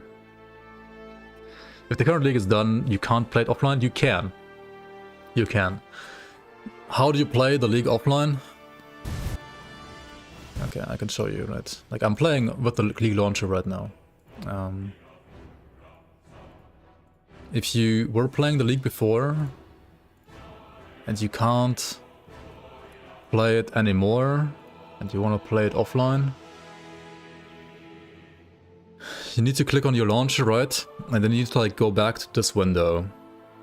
And then you can just like click offline mode, right? If you have pressed remember me before, then you can't get back here. Then you need to go into, hang on.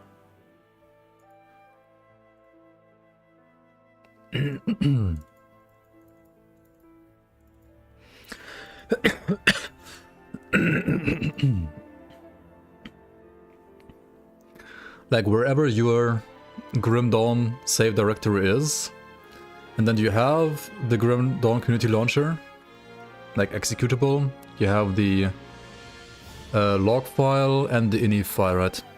You need to click on the ini file, and I need to like just make sure to like leak my password here.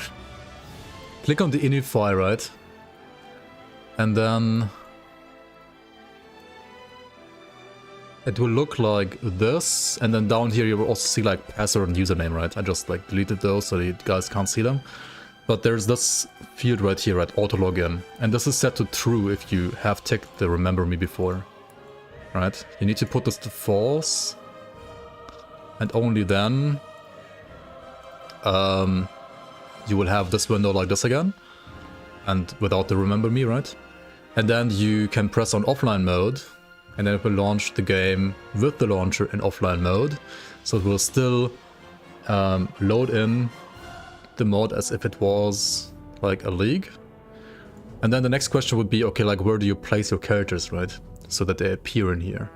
Because in the actual league, right, if you went to your league, then your characters were, like they would be saved like in here, right, like from season 7, or if you were like a playtester like here, right, this is like where your actual like league characters are right now. And you want to like copy them out of here, right, take them out from here, and then put them into just your standard save folder. But ideally you want to like, but this is also like where you have your vanilla characters, right? So you want to like rename your save folder, right? You don't want to like rename this to be like, I don't know, like save underscore vanilla, for example. You can see I have like a couple of save folders. And then you want to like make a new save folder, and then you want to like put your league characters into this save and then main folder, right? Like this is where they are, and this is where like this stuff is as well. Like these are the characters that I can see right now here on the screen. There's one thing I think with like shared stash. Yeah, this is like your shared stash, right? That you had, your local stash. You can like put it here.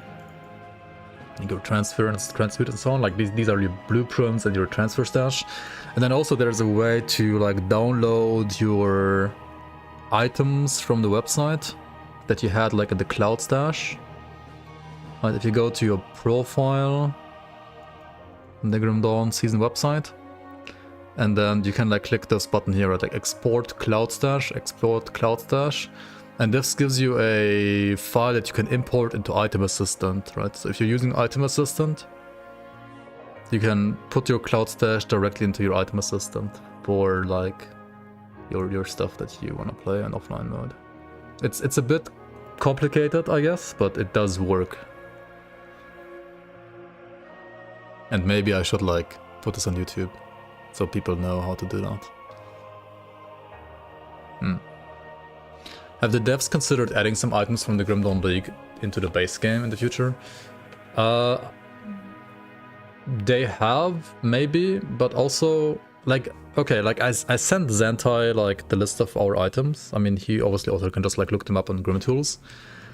And I think the way he's doing it right now instead is he's actually like maybe, for most of the items at least, like considering those items existing and then trying to not like make the same items in the Fangs of Asterkarn expansion. So Fangs of Asterkarn is gonna have like items made by Crate, and then if you play like season 8 on top later, you can then enjoy all the items that he made, like that Crate made, and the items from the seasons on top.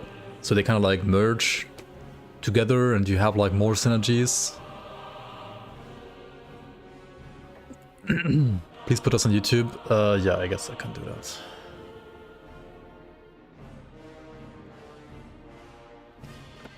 If I played older leagues but didn't play season 7, how do I download season 7?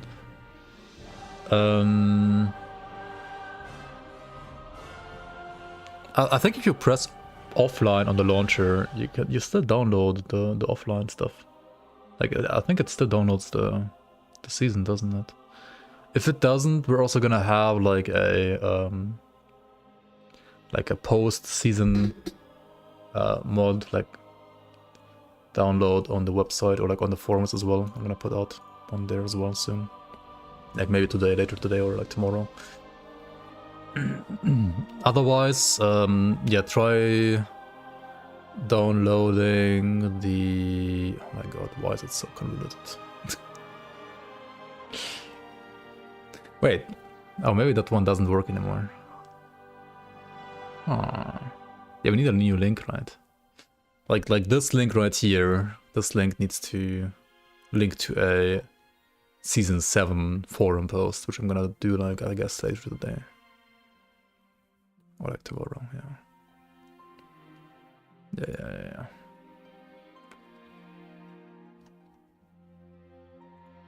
I think on Discord you can still do it right now, but not via the website. Do I play chess? I mean, I know how the game works, but I don't like... I'm not like good at chess, really. I don't like play it regularly either.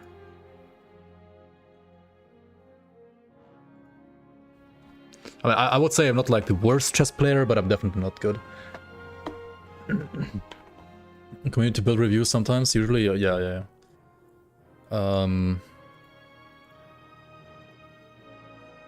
Usually it's like a channel point redeem on my channel. But we gotta like check out some more builds first, right? From the hardcore character, like the hardcore ladder as well. So we've seen like all the softcore ladder stuff, and let's check out the hardcore ladder. So apparently Medex didn't only get like rank 1 in softcore, but he also at the same time got rank 3 in hardcore. Like this guy played hardcore and softcore and he got like top 3 in both. That's crazy. Also, Aris Numek, who made the videos that I just linked earlier, he also got rank 5 in hardcore, so he definitely like knows what he's doing. Otherwise you don't get like into the top 10. Ground Zero rank 8, holy moly. Gotta try hard. Okay, where am I? Oh my god, I didn't play the season like that much, right? Fuck me, I'm like rank 136, dude, that's like embarrassing. Oh well. What rank was I last season? Rank 204? Okay, at least I'm higher ranked than last season. Because last season was absolutely terrible. Magafor got to rank 21, nice. Okay, I gotta like check out his build, like the builds here. Hang on a sec.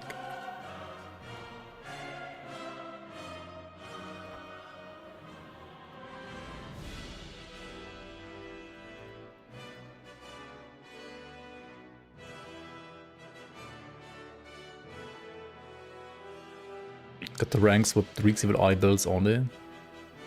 Maybe he didn't show like all the builds here. Because you can like... I mean, these are like voluntarily showed builds, right? You can like link your builds, but you don't have to. But like we as admins obviously have access to all the builds. Even those that aren't like publicly shown. So let's start out with Medex, I guess, since he's like rank 3 in this case. Yeah, let me switch over to this again real quick. Got a prep.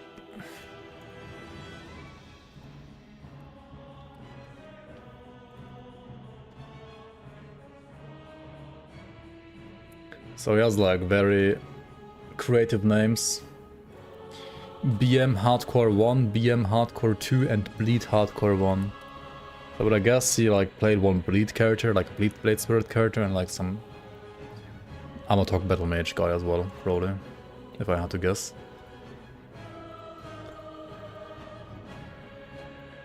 Okay, hang on, where are the saves?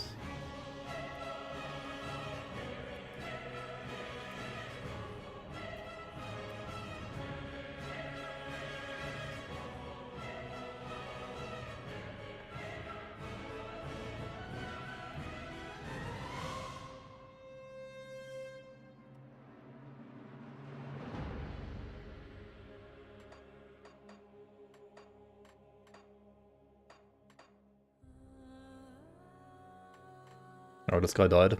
Rest in pepperonis. Oh wait, that's not Amatark, that's actually Devire. Interesting. Did you get points on those though? Let's see. Wait, he got rank 2? No, rank 3. He got rank 3 without even doing Crate, Balog, or Moira. What?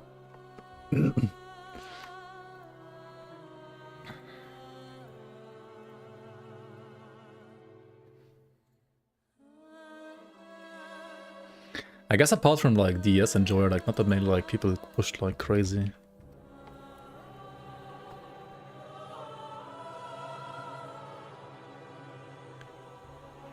Okay, first of all, who was the... Wait, that's just SR16, that's not even like... good in any way or form.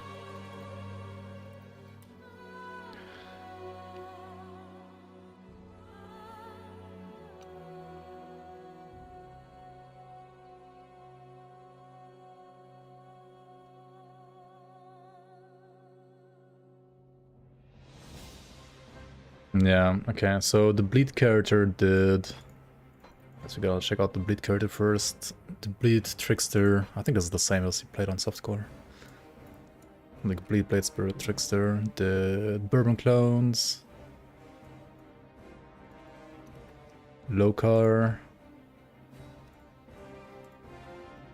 probably 2, 5, 8, 1.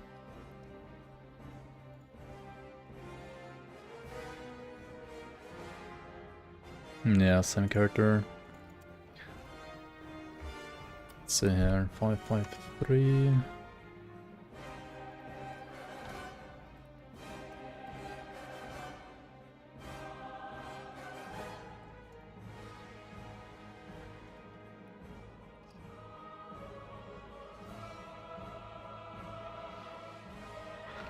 Did he like literally only play one character to push and like got rank 3 with that? I mean, that's probably what actually happened.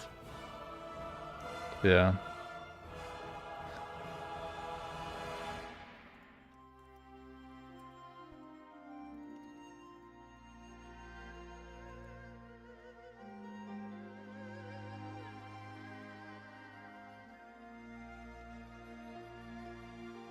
Da da da da da da da da. Ah, yeah, at least like show the character in it. You can like look at us in the meantime.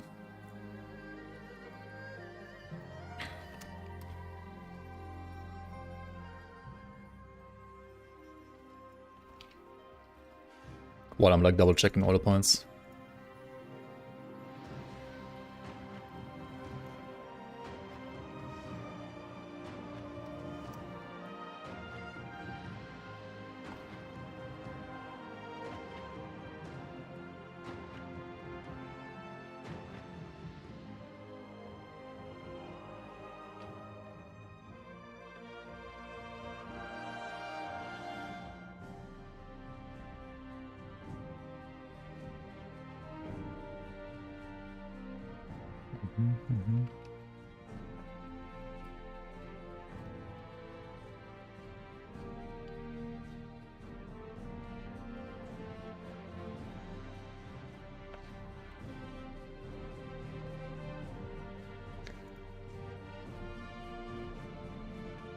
Yeah, I mean that bleed build was like absolutely busted, dude.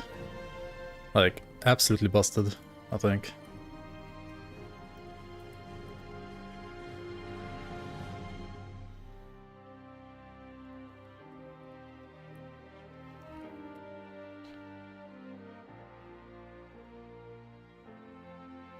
Yeah, so literally all tiebreakers he did on this character, but he also didn't do Moira, didn't do Balok, and didn't do Crate. Because I guess the build doesn't work for those 3. And yeah, he still got like rank 3 with those. It's crazy. That just like shows how insanely strong this build must have been.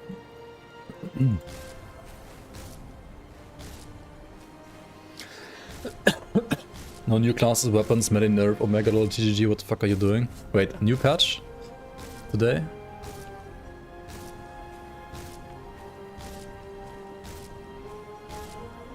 I mean, yeah, okay, we've seen this build before, right? He played like the same build for hardcore rank 3 and softcore rank 1, basically. On softcore rank 1, he played this spawn, Moira, and like one other bond, right? For pushing SR, he played Pets. But yeah, congrats, Magdax, for a double top 3 placement. In the meantime, though, we can like look at the other build he had here. He didn't get any points with us, really, like at least not like points that mattered for tiebreaker. Probably some other like pre-tiebreaker points though.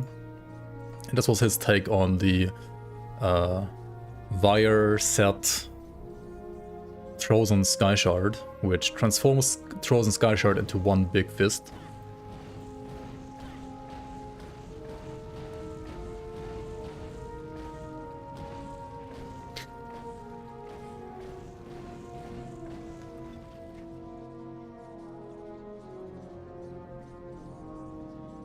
So 3-piece. Wait, is this retail or is it non-retail actually? It's like non-retail or like kind of hybrid-ish, I guess. I think this is a pretty unique build though.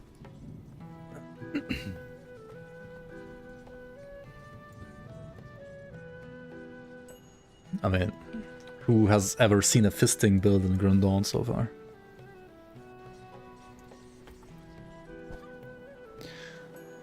Can't sustain energy drain from Moira and Bollock resets the stacks. I guess.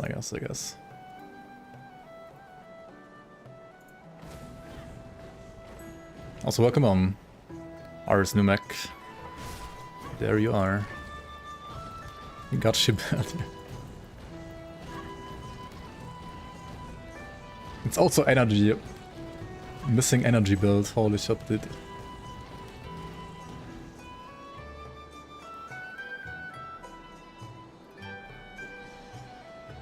What's the dummy kill on actually? I don't think it's like even that good. It's okay, but look, not like crazy.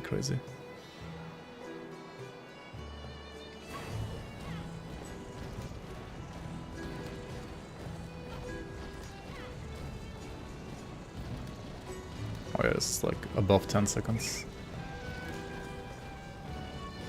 That's like 13 seconds. I mean 13 seconds for build with almost 6,000 armor. And 29% Fizz. Good CC res. I think that's still fair. That's like a fair, like it's still like a very strong build. Especially the 6,000 armor part. Like holy moly, dude. And you get like some AoE right when you get hit. I think from the yeah. Because like otherwise the build has like kind of shitty AoE. I think. So. This was, I guess, like the alternative for like farming like bonus dungeons and SR to like an Amatok build. He was playing. Have all the builds been discovered? In the base game, I would say so. In the leagues, I wouldn't say so. This is like the build's AoE. Why does it not have a sound actually on the lightning? Gotta like check out the sound effects on that one. Let me add that to my list right now, real quick. Things that I have to do.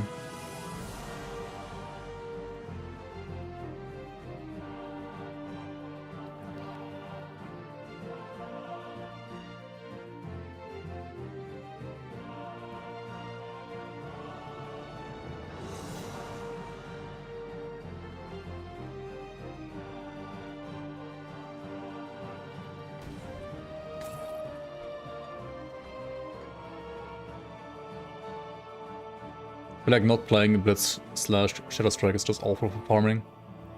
Yeah. I mean, Inquisitor, for example, has maximum movement speed on the gun passive now, right? So whenever you have a gun and you're Inquisitor, you're already like faster by default. Also, Hydra has maximum movement speed. That like both of those help a lot for guns, I would say. Still guns. I mean, it definitely like shortens the gap, I would say, right? It definitely shortens the gap. And also the more like maximum movement speed you have in general, right? Like comparatively, that makes like Shadow Strike and Blitz like worse or like less impactful, right? How much could you max the movement speed cap in the league? A bit, but actually not like that much. What was it? Like maybe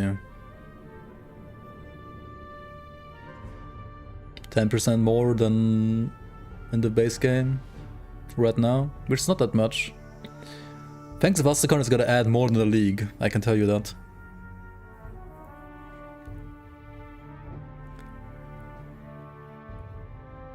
Like Fangs of Asterkarn and league on top is gonna be like 180% movement speed or something like that, I think.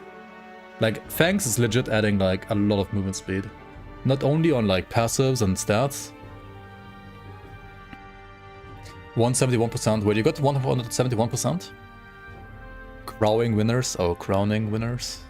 I can't write. Did I write it? I did write it properly on YouTube, but not on Twitch, I guess. Fuck.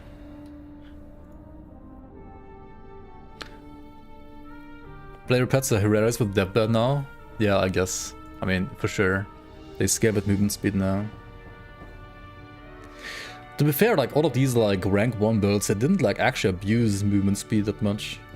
Like max movement speed. Like if you wanted to like get max movement speed right now in the current patch, like in like offline season, right, you would go with like a gun build, right? Like it has to be a gun inquisitor, but no gun inquisitor apparently like was strong enough like damage wise. So, but I guess for like bonus farming it would still like be nice. But if you look at what you can get right now, like pre-Fangs of Asterkarn, it's not that much, right? You can get like 6 to 7 max movement speed and range expertise. And Hydra I think like gives you another like 10%. So you get to...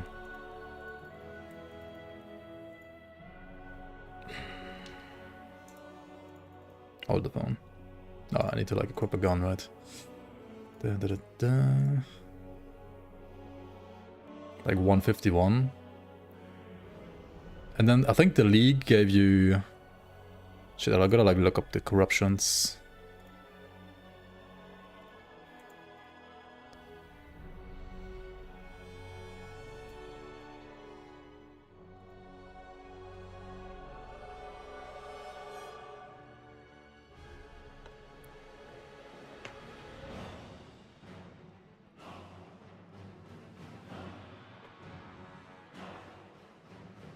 So you could get like movement speed on pants and boots, right? And amulet. And weapons. Actually, it's not that little that you could get. There's some here and there. Wait, so Hydra gives you how much? 10, right? Then Inquisitor gives you like 6. At least. Yeah, that's 151. And then you could get either 15% more permanently, at like 5 from amulet, 5 from boots, 5 from pants. So it would put you to 166. And then you could like get another like 5% or 10. Yeah, like 5% on one-handers and like 10% on two-handers. Temporary. And pants also, instead of the 5 permanent, you get like a 10 here each. Procs, like the procs, right? So what did I say? 166 and then like 10% more from procs, like 176. But if you went with this instead, you would have, instead of 166 base, you would have 156 base. But then instead of like 176 with procs, you would have 186 with procs. Which is a fair amount. If you're like a gun inquisitor.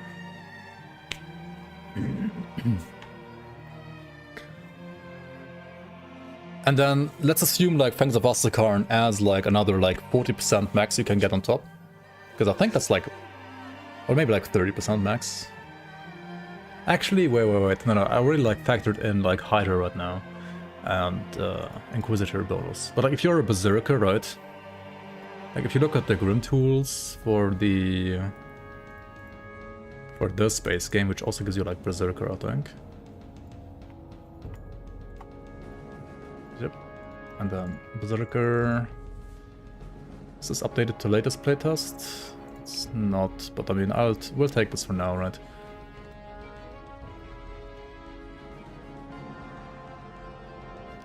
Hang on.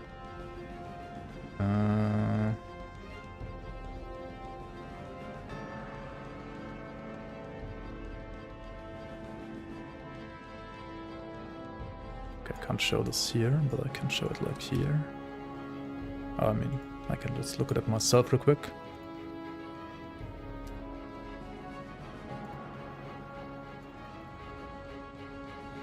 But I think it's still the same number, it's just harder to get now. Because like they're moving the maximum movement speed from Rallying Cry over to Impulse, which I think is a good move. Which makes it harder to get. But I think it's still the same value, like 10% at soft cap and 15 at max, like at hard cap. Yeah, that's what it is. Okay. So, if you somehow got like 22 points Impulse, which is gonna be like really fucking hard, it will be 15% more, but soft cap is like obviously reasonable. Let's say like 10% more. 10% more, 6% more. Yeah, so like 16%. Okay, so 10% more than what I said, which was like 186. But then the thing is, Fangs of Asterkarn is like adding max movement speed to like a couple of items. Some of which you already can see right now. Like, I think, for example, these boots got like maximum movement speed now. 3%, 4% max roll, right? Bamboozle King, glad you enjoyed the season, man. Practice and buckle up for Season 8. Yeah, Season 8 is gonna launch whenever, like, Fangs of Asterkarn is happening. A couple of weeks after Fangs of Asterkarn launch.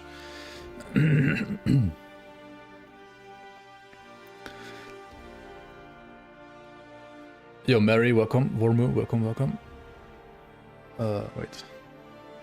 Where do you see Mary? Wait, is Mary in chat? Was Mary saying something earlier? Am I blind? Oh, you are. Oh my god, you just said hola. How did I not see? Anyway, so you're getting like 10% more from Berserker Master. You're getting like, if I had to guess, maybe like around like 15% more from gear. If you like go for like max movement speed gear. Okay, it's like 25% more than what you can get right now in the league, I guess, with like the newest patch. So what did I say? Like 186 with like all procs, 176 max without procs. Actually, no, 166 max without procs and 186 with procs. And then I'd say like another, like around about like 20% more from like gear and Berserker Mastery. So you're looking at around like, yeah, like you can look at over 200% movement speed with procs for sure. And maybe like 180 without procs, or like 190 without procs. Yeah, like 4 to 6 months probably from now, because you can like enjoy Season 7 offline mode, and you might enjoy some Season 8 like closed beta before that. But otherwise, Fangs of Asterkarn is when Season 8.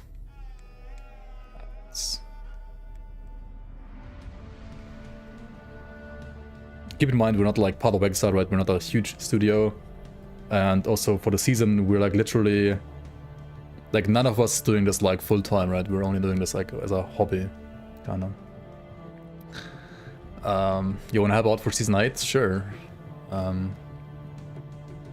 Are you good at either modeling with 3ds Max or Maya? Or are you good at lore writing? Or are you good at the Grim Dawn modding tools? Or are you good at scripting with Lua? I would say like those 4 are like the things we would need if we want to like do more content for the season.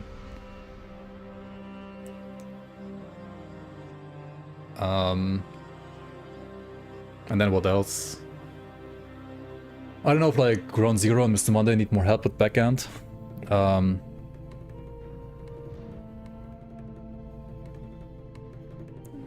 What language are they even writing in? C... Wait, no, is it C? No. I would have to ask them again, I don't know.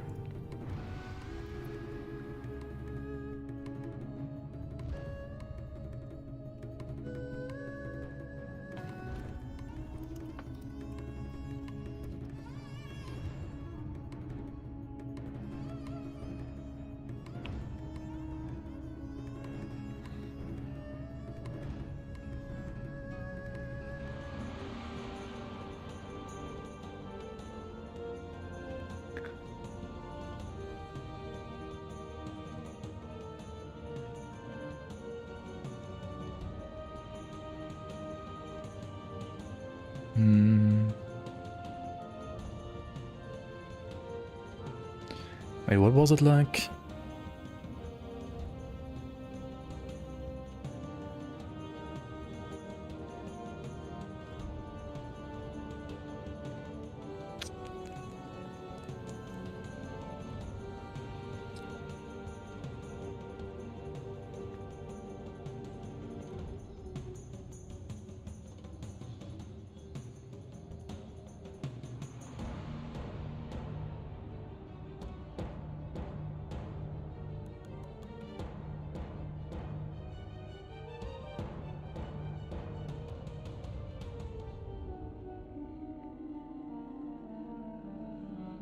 They're patched down out for post-season? Not really, no. Like, not yet. But you can just keep on playing the old patch that you have, it's fine too. Oh yeah. Yeah, I'm gonna put like a small video on YouTube on like how to play offline mode. Because you have to go to your ini file. Like if you press remember me, which you probably did, right? You gotta like go to your .ini file in your Grim Dawn save directory for the Grim Dawn community launcher. And I can actually real quick again, I guess. Yeah, this one right here, right? You gotta go into this file. And let's not leak my password real quick.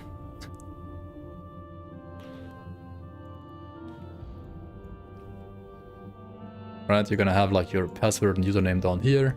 And this field right here needs to be set from true to false.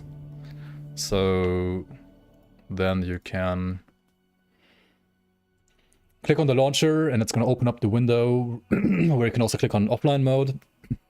And if you click on offline mode, then it will use the following save location instead for your files. It will use like the main save location instead of like this one, which means you will have to like put your characters from, like you have to like put basically this entire folder, like take this save folder that you have in Grim Dawn League Season 7, right? Copy this and put it here. But you probably have already a save folder which is used for your default characters, right? So you will have to rename the one for your default characters for your base game to like save underscore, I don't know, default or main, I think is what I called mine. And then you wanna, when you wanna like play off launcher, like I mean off season, like standard Grim Dawn, you would have to like rename the one from the season to like, I don't know, like save underscore S7 for example, and then like rename this one to just save, so you can like play vanilla Grim Dawn again. It's a bit annoying, but that's how it is, I think. That's how offline mode works.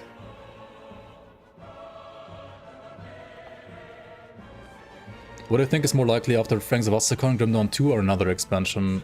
I think Grim Dawn 2 is more likely after Fangs of Asterkarn, but it's gonna be like next decade, right? It's gonna be like 5 years from now maybe. It's not anytime soon.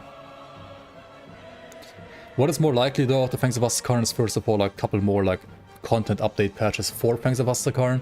I think they said they want to like make 1 or 2 roguelike dungeons, which might not be ready for the release, so they can like add them later. Yeah. Anyway, we got like more builds to check out, right? We only like checked out hardcore rank 3. We didn't check out like the 2 and 1 yet.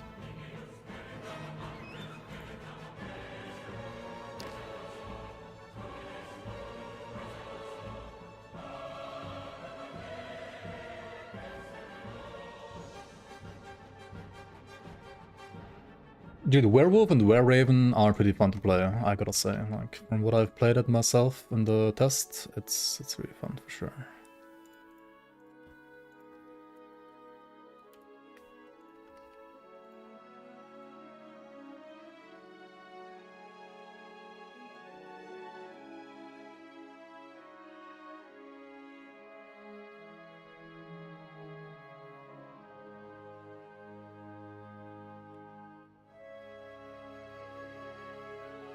Okay, I think rank 2's hardcore is actually gonna be a bit more interesting from like the builds I've seen.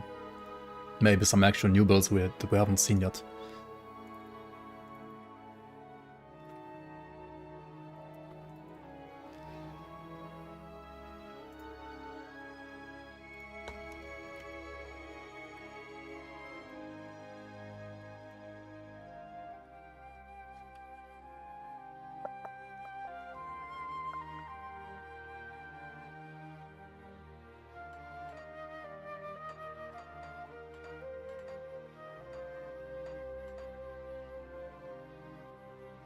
So there was a Blaze Rush Elementalist which died.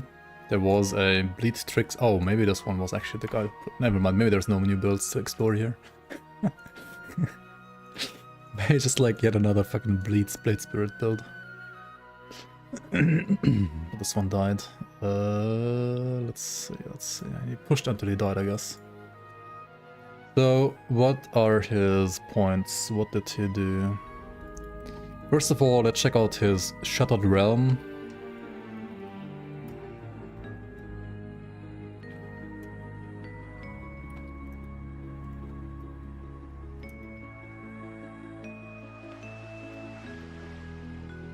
SR Infinite 20.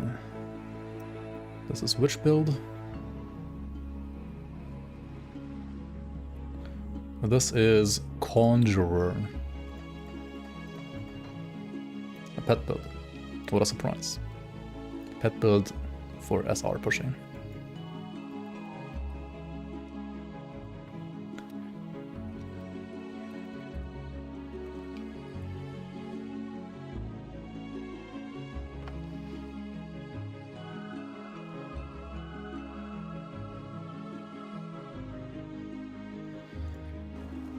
Okay, this is the build.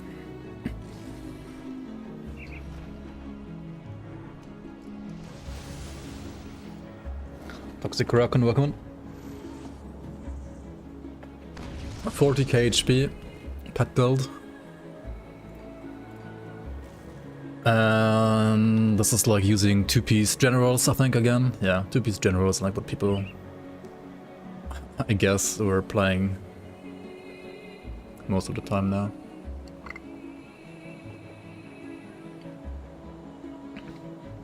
Xathios, welcome.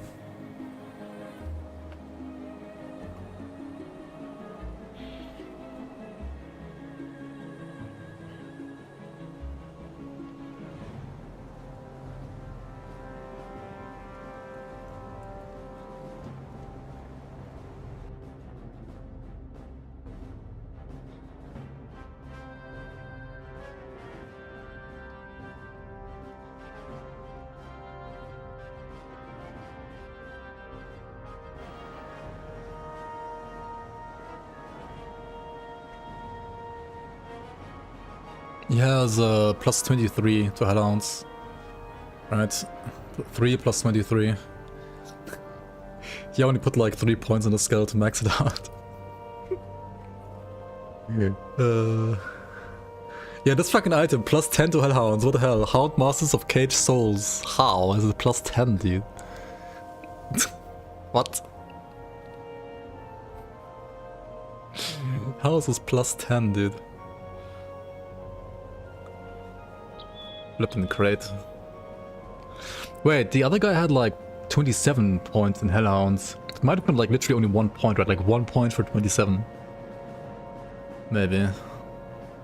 Plus Hellhound Scale Gear is getting out of hand.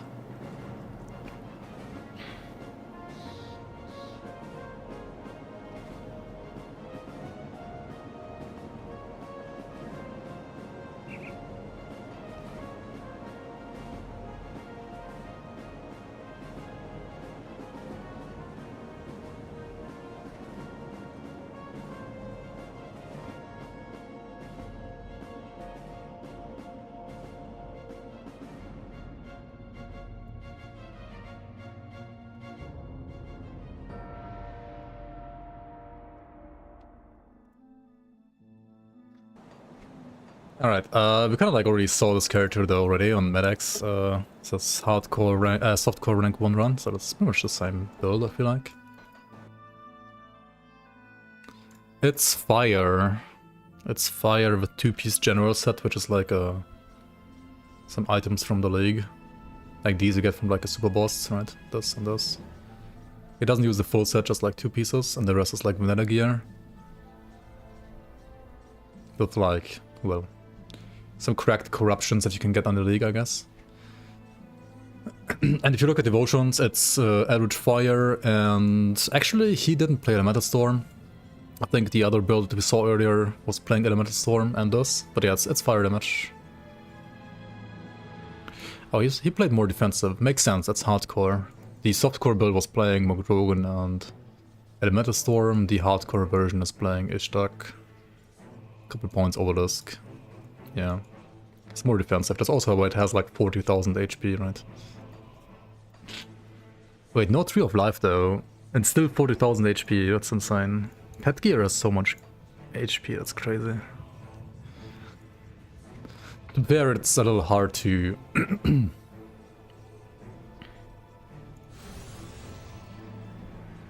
to have like sustain with pets, I guess, as a player.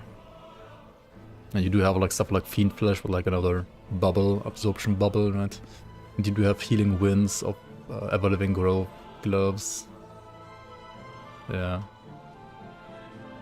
Yeah, it's similar to the other build, but like definitely more defensive. Okay, now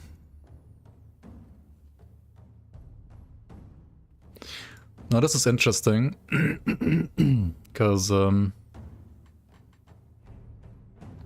gonna launch, I'm gonna resurrect the Blaze Rush character real quick here from him, so we can look at the Blaze Rush character in game as well. It died, but the Blaze Rush character was actually his fastest Bourbon clone's kill time at least. And maybe even more than that.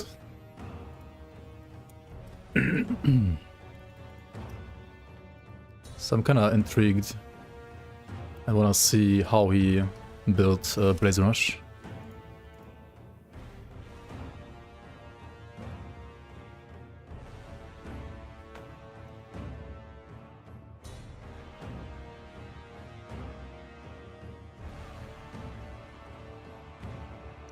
Wait, his fastest low car was actually also the pet build. What? Interesting.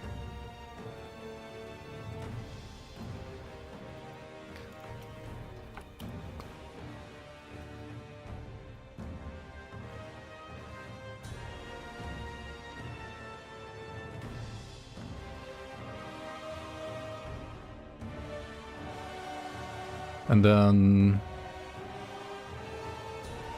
what was Mogdrogan? Mogdrogan is Mogged, that's the bleed build, right? Yeah. Okay, I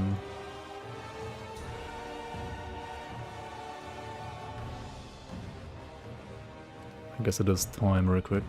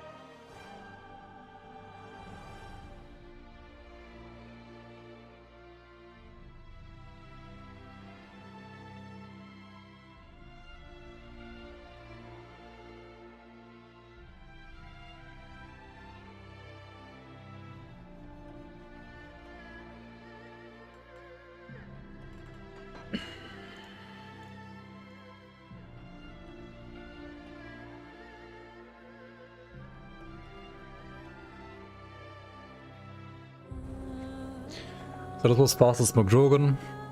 Bleed Blade Spirits. Nothing crazy. Or like, well, it was crazy for the nerf that happened in the Grim Dawn, like the official Grim Dawn patch.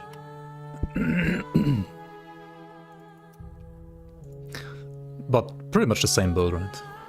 4-piece Syrah, Blood Fury Spoilers, Carnage Rings, this shield, this dagger, Reaper Pants, whatever you can get to make yourself tanky on boots. Actually didn't, this one is not using any faction boots. I think sometimes other builds were like using faction boots. Or like green shoulders, this one is not using green shoulders. So even though it's like literally the same build, it's also like not the same build because it does have like different gear, I guess. This one also is responsible for the fastest Ravager flash kill time. I would guess like for Mind and Souls as well, the same thing.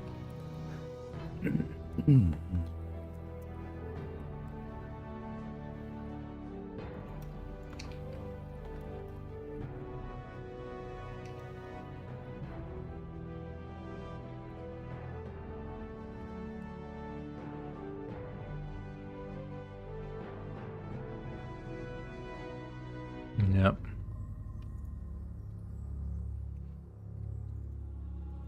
Color, if I had to guess, probably the same as well.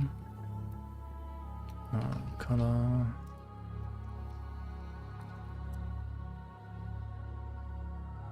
Yep.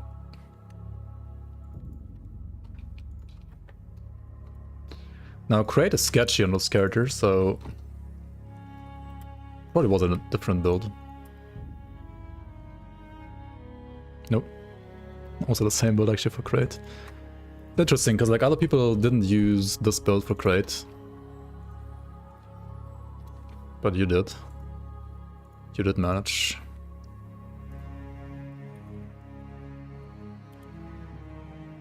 Balog, only for 48 seconds. Yeah, that's not a fast Balog killer. I guess because it like has so many phases. That's why you can't like stack the bleed as well on Balog actually. Aranea. Fastest Aranea is a Blaze Rush? For real? Dude, interesting.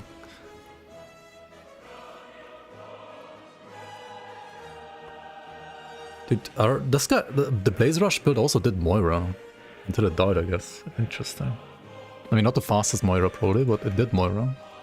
Like, it attempted Moira, and that's already like crazy enough, I think. Attempting Moira on Blaze Rush.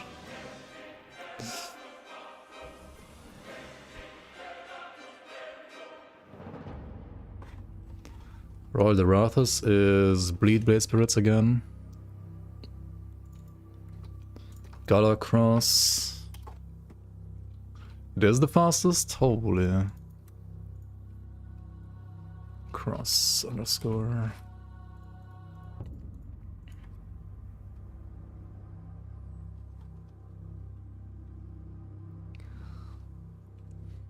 Okay, and fastest Gala Cross is Bleed Blade Spirits too.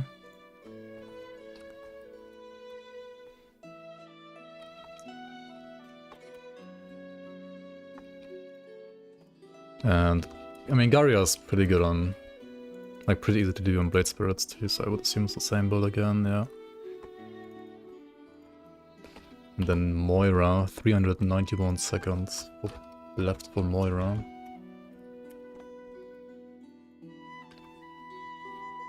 That's actually the Blaze Rush guide as well. Okay, this is a very interesting build because we haven't seen this one before yet. Blaze Rush Elementalist is the build with which Oli K22 managed his fastest Moira and his fastest Bourbon clones, as well as Aranea, I think. So, Blaze Rush Elementalist. That's insane. So Blaze Rush is a really strong weapon. Also vanilla, right? Like Blaze Rush is an insanely strong build because you can get insane away on this, and this is in the league you can get even more away, right? This is 6,000 offensive ability, and why you need so much offensive ability? Well, because you want to like proc Upheaval as much as possible, right? Because Upheaval only procs on crit, but you want to like proc it all the time, right? So with this you proc Upheaval a fuck ton. As you can see, it's a lot of damage. Like I'm not even like pressing other buttons, and we're like hitting the dummy in a couple of seconds only. This is nuts, right? This weapon is nuts. Even in vanilla, right? Like this doesn't actually use any season items apart from Arenea's Gaze, which doesn't have like the biggest impact on this build. Sure, it's like an additional buff to the build compared to vanilla, but it's not like insane, right? Everything else is, well, technically vanilla, but faction gear with affixes, which you can also not get in vanilla, right? So the League does help this build to like elevate itself to the next level, kinda. But it's also an insane build in the base game already. Aggressive of Insight, Ascended Diadem. OA to Stormcaller's Pact. Like, it doesn't have any fire damage on that item. But just because it has like offensive ability to Storm Pact, he's playing that, because Storm Pact also gives you crit damage. And I mean, you need OA to proc Upheaval, and then you want crit damage because like it always crits anyway, right? Yeah, also like stuff like this is not... You're not gonna get the same exact stats in the base game because these are faction gloves, but you could like get Tempest of Battle Fury on like some craftable gloves in the base game, right? Which would make you like lose a couple of the like stats from the glove itself, but otherwise almost as good, I guess. And same thing here, right? You could like get these stats on like some Stormplate Grease instead, which would be slightly worse, but more armor actually. Like these two with like non-faction stuff is more armor. As you can see, the build has like ridiculously low armor right now. I mean, for Moira in specific, you don't need armor, right? You also don't need Poisonous and Aether Rest for Moira, which is why this build was like pushing Moira until it died, basically. I mean, these you can get in the base game if you like farm enough, right? This one, I think only has like one affix in the base game, but in the League you can get two. So yeah, it's getting like elevated to the next level from like the gear that you get like in the flippin' like League, of course, and also like the stuff that you can do with corruptions on top. Like there's some like extra stats here. I don't know what it is in this case. Maybe it's like the HP or something like that.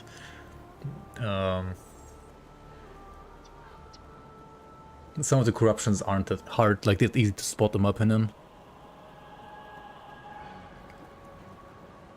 This could be just like regen actually on rings. Yeah, it's 3600 regen as well, which is not insane but respectable. I think rings got corrupted for regen. Chests got corrupted for maybe percent OA or HP. I don't remember what you can get on chest. Actually, I think HP you can definitely get on chest though. You can get Fizzus on chest, on shoulders, but I think the corruption is not Fizzus because it already has like Fizzus by default. So it might be the percent HP.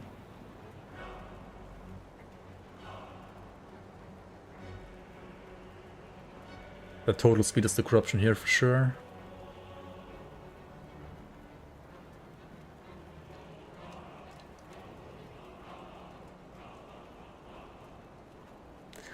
But yeah, okay, let's see like a fully juiced dummy kill time here. Let's start at like, I don't know, 20 seconds for example.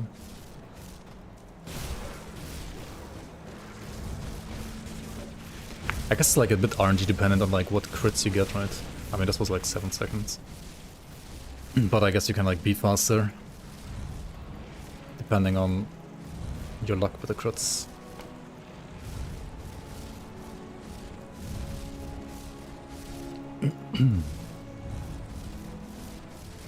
Yeah, I mean, this is nuts. What does Arenea's Gaze give you? It gives you DR and more leech, like more healing on when you go totem, right? That's kind of like all it does.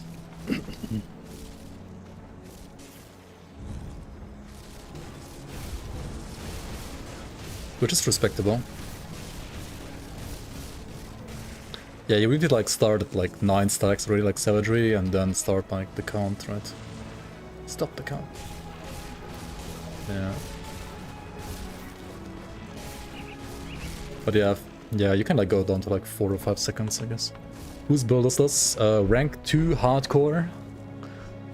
Ollie 40k22 he's called on the for, or like ODTF in chat, yeah. Big problem is that you can't see anything. I feel like that's the problem on like many builds. And with the crits, I mean, you do this, right? You have to play it like this. You can't like show numbers on this build, right? If you actually want to like do stuff.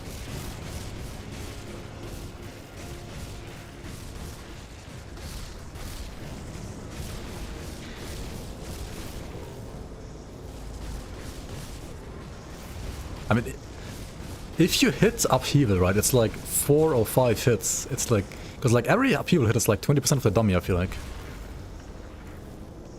Wait, this dummy's dead now. It's fucking overkilled the dummy. It literally killed the dummy. What? This dummy's dead now. I can't target it anymore.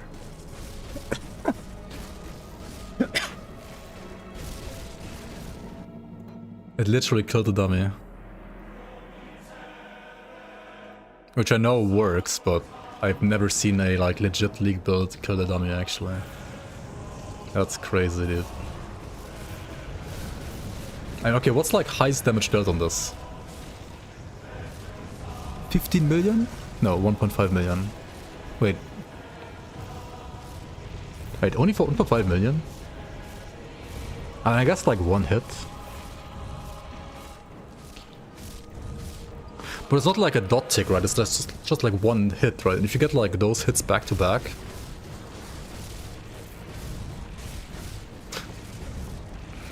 I mean, that's still good for sure.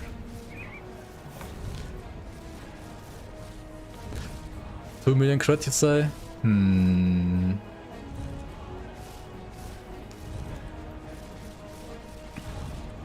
Might have like calculated some other stuff like together. 23k damage taken. I mean, the character died at some point. This character was dead on the ladder. I did resurrect it just so you can like look at the build. Like it did die. Greatest monster killed Aranea. I mean, Moira has less HP, that's why she doesn't show up here, I guess. This is just like biggest HP, right? Like he played this until he died. But you say it's like the highest amount of points for Aranea on hardcore ladder, which might be true. Let's check it out. Instead of like one more guy to check out, right? Like rank 1 hardcore. Rank 1 hardcore is... Surprise, surprise. Again, DS Enjoyer, right? Rank 1 hardcore, woohoo. And he got 3,870 points on Moira. And Ollie got 3,910 points, which is 4 seconds faster, yeah. Ollie was 4 seconds faster on Moira than DS Enjoyer was. Which is crazy.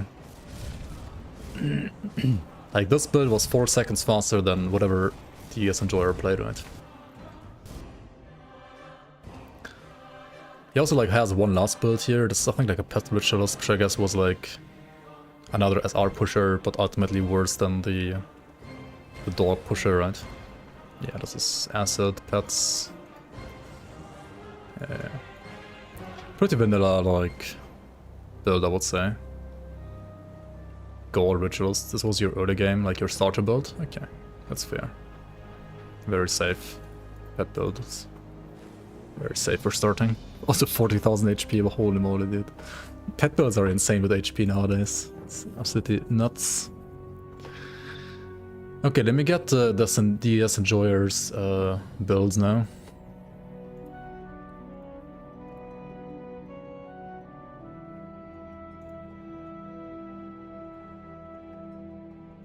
Let's see here. Holy fuck, dude. He played like 50 builds. What is this? I mean, he played a shit ton before he stopped playing.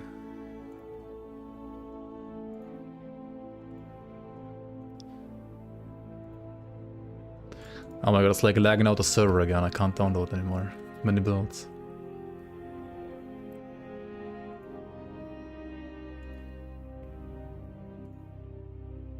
Okay, it works now. He has like 4 characters that are all called like Moira did nothing wrong. Just like slightly different written.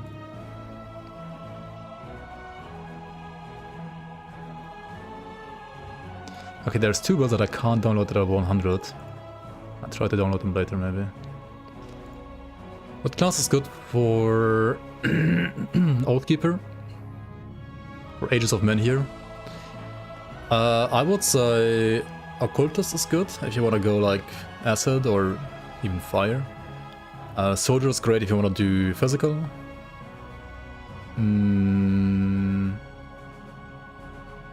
And then also Demolitionist is good if you want to do Fire. So like Demolitionist for Fire, Soldier for Physical or Retaliation, Occultist for Acid mostly.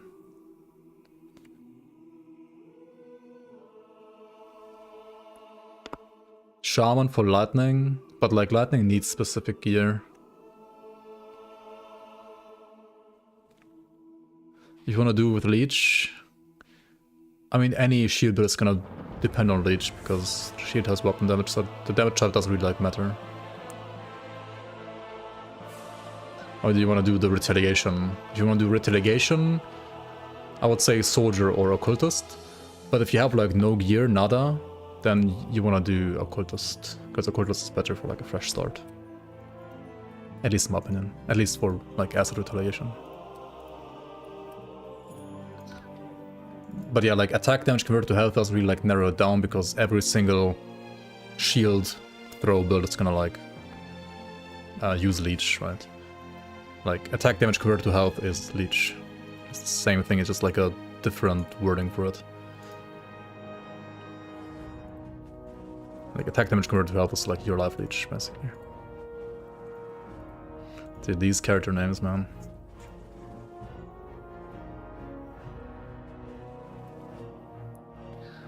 Alright. This is gonna be a pain to like look through all the builds. Did you like play more builds than like all the softcore rank 3 guys? It's crazy.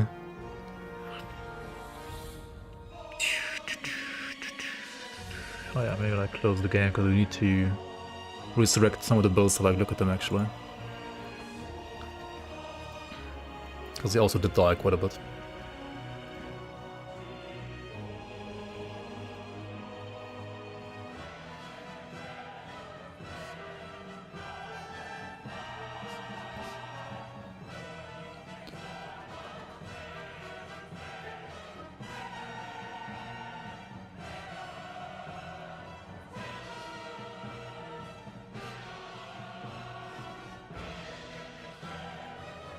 Why did you hear Stormwind?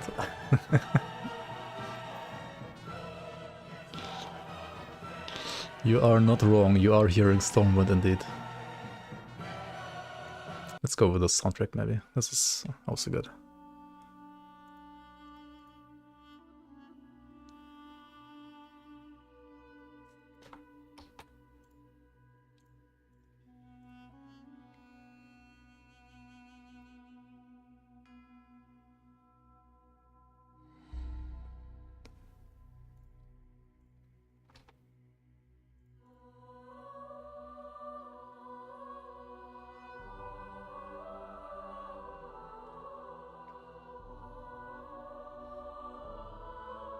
All right.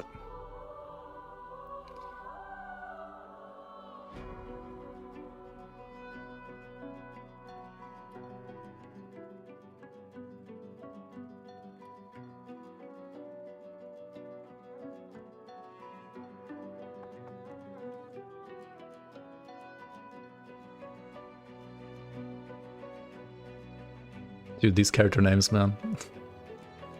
A4 Techies Tribute, fuck you Derivius, Moira did nothing wrong, Mr. Protoss fix Rata please. Oh wait, you can't see. Season 6 Doombolt meta, stop stealing my builds, worst start, Zentai freed piss deck. Oh my god. Wow.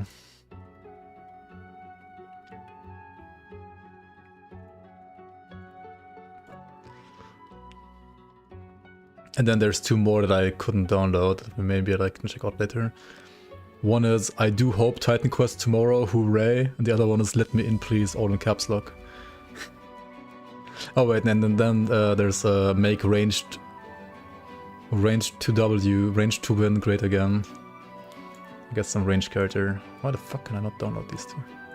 I'll try later.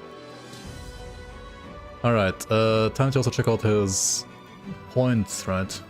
Points. SR 16 on time. He didn't like bother pushing that too much, did he? Not really.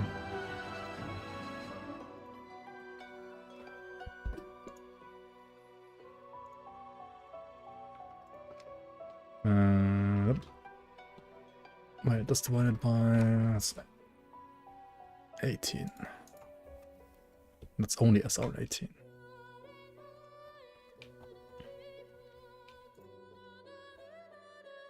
Okay, SR 18 was done by Doombolt meta build, but this one. Which isn't like very high, but...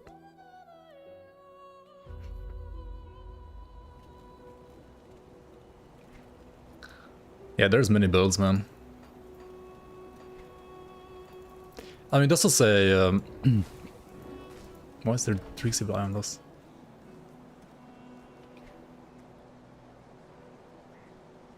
What? I guess he was like showcasing trickster to somebody, because this is just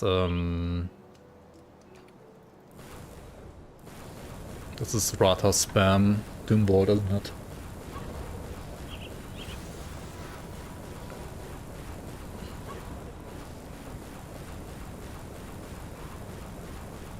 Like, it looks like it's cold damage, but it's actually physical damage, and it's...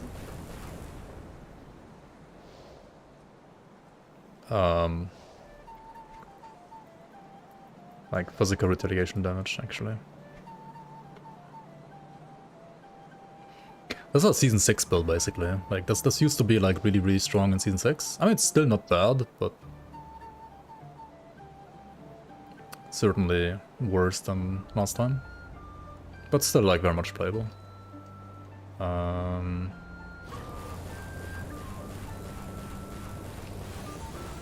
dummy kill time doesn't really, like, seem that good, actually. Compared to, like, the other builds we've seen. I mean, this build is not, like, fully juiced, right? Definitely not, like, fully juiced.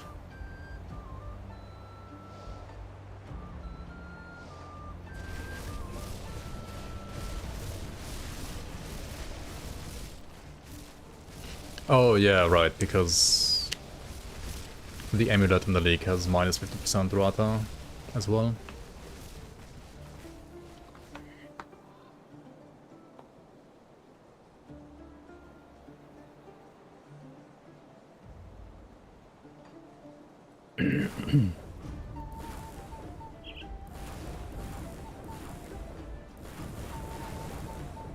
Yeah, this DPS is like, yeah. Not really impressive, is it?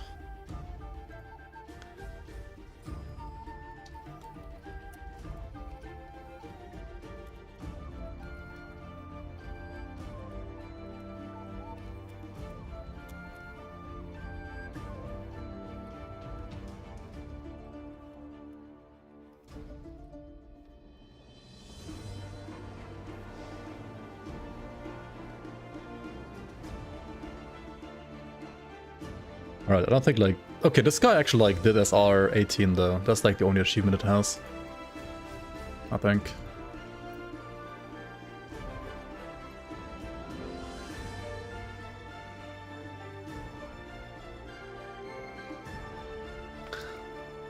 The Bourbon clone's time might be on that character actually.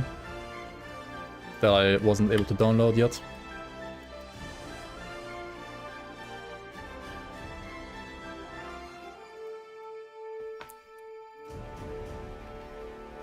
Yeah, I need to like download the other dead characters, because I think like one of them is...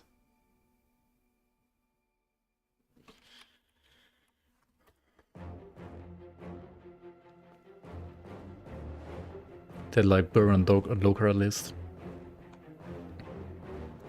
Okay, Stop Stealing My Builds is the character that has the Mogjogan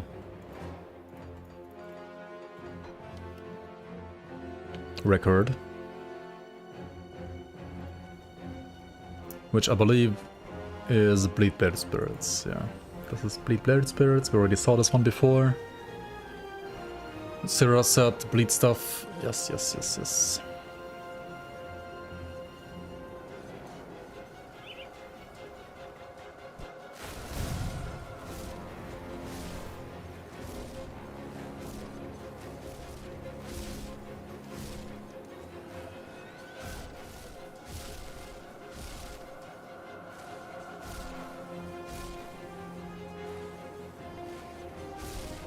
Right, this is with the Rylock proc on the Fingerless Gloves as well, which gives you more bleeding damage. And then here you also get bleeding damage whenever you get hit as well. Right. Yo, привет. Welcome in. Welcome in, Mr. Rank 1 Hardcore. How you doing?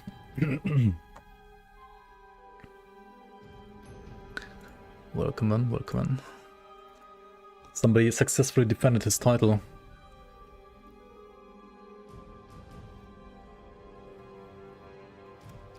Finally, Season 8 when? Season 8 is gonna be Fangs of Asterkarn. Fangs of Asterkarn season.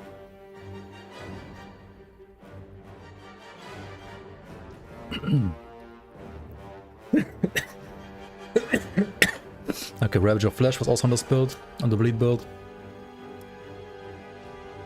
Maybe next year. No, it's gonna be sooner, right? Surely.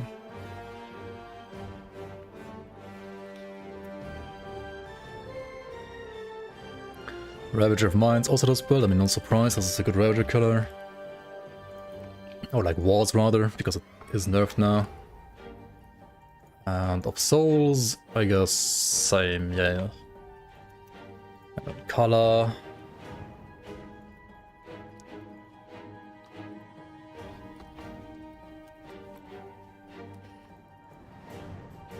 Same build, yep. Crate is hard on this build, so probably not the same build. But let's see.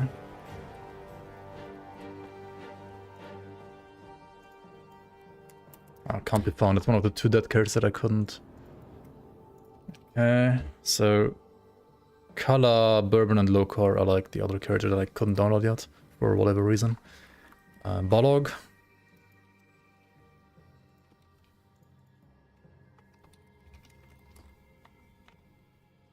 That's a different character. Oh yeah, because Bleedblade Spirits suck for that. Moira did nothing wrong is the fastest Balog killer, eh?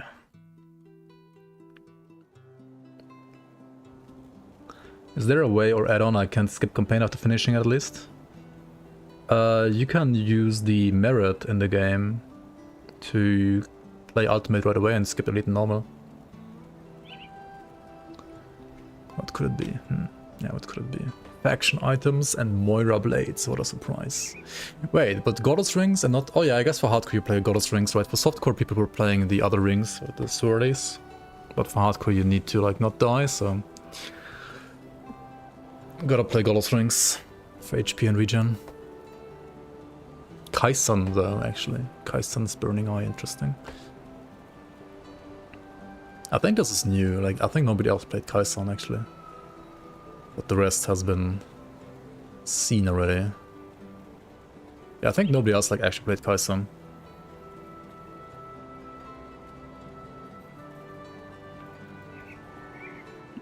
But yeah, same corruption, right, for the default attack replacer. And this one is the other. Hey, what is this? Oh, yeah, it's the thing that like stacks on the ground or something.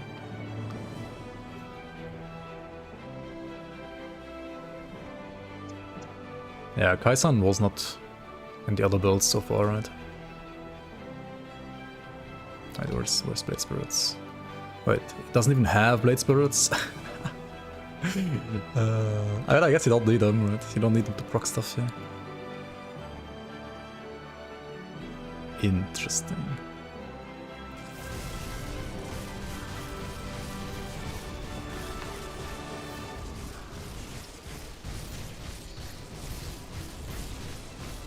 Yeah, it like has less burst damage than like some others we've seen before. But I mean, the ramps kind of like the same way, and for bosses, the first couple of seconds aren't gonna be like that crazy. Moira, yawn. Yeah. Also, I mean, you need to like press the mirror, right?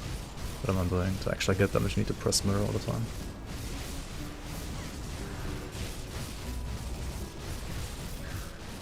Got this item right here. Press buttons. What is this? Okay. So this was actually only the fastest kill for Balog and nothing else so far. Because the bleed build was just better. Aranea.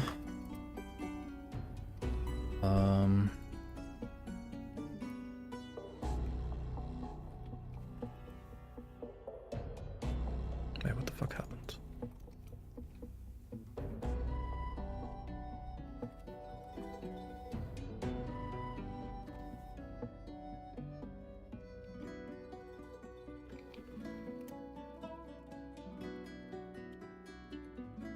Aranea.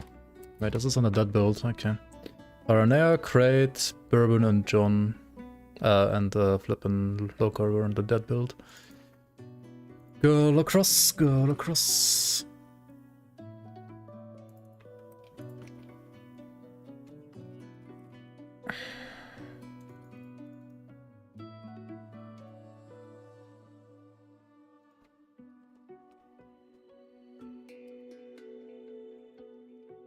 It's actually not a fast God across kill compared to some others that we've seen so far. Okay, fastest God across is also Moira build. So fastest God across and fastest.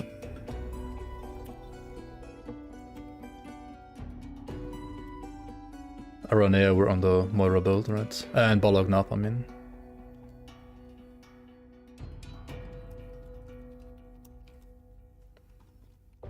Garia was also on Moira, okay, and then fastest Moira build itself.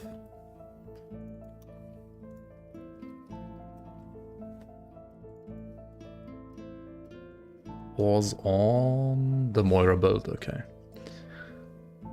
No, and Roderathus.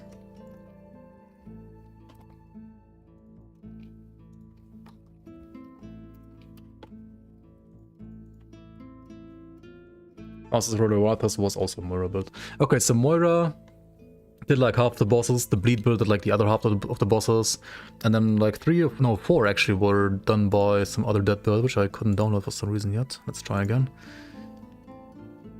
Either Battle Mage or Deceiver.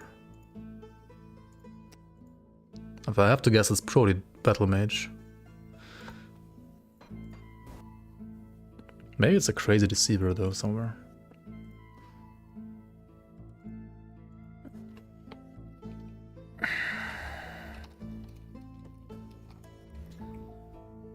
But I'm really surprised. The fastest Moira hardcore kill in the league was Blaze Rush Elementalist. That's actually insane.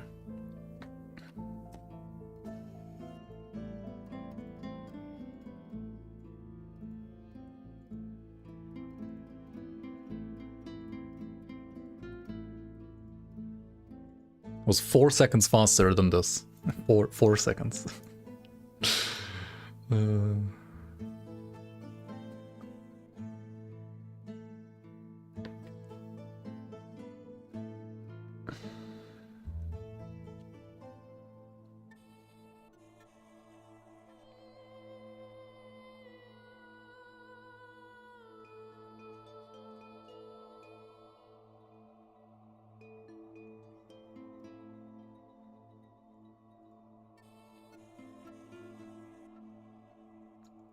Okay, why the hell?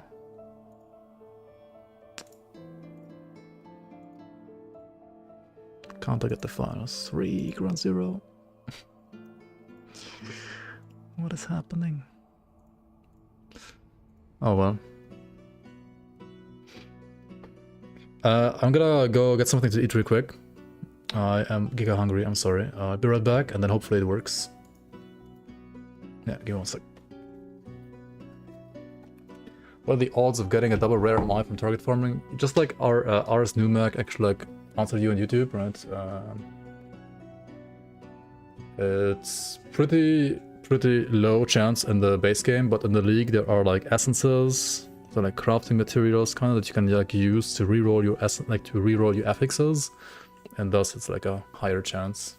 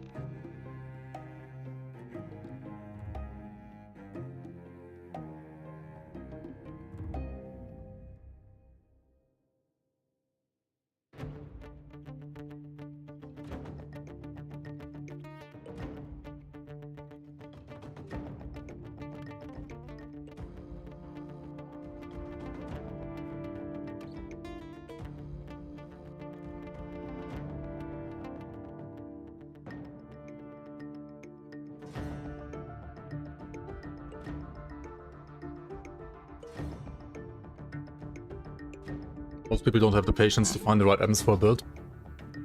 I mean, yeah, in ARPGs there's always like a point where to get significant improvements to your build, you're gonna have like invest increasingly more and more time, kinda.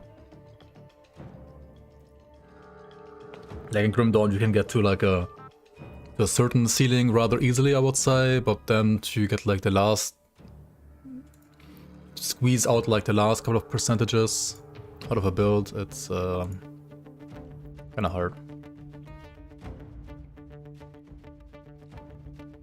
Like it's kinda time consuming, let's say it like that. But also there is hard content that like motivates you to like try to beat it, right?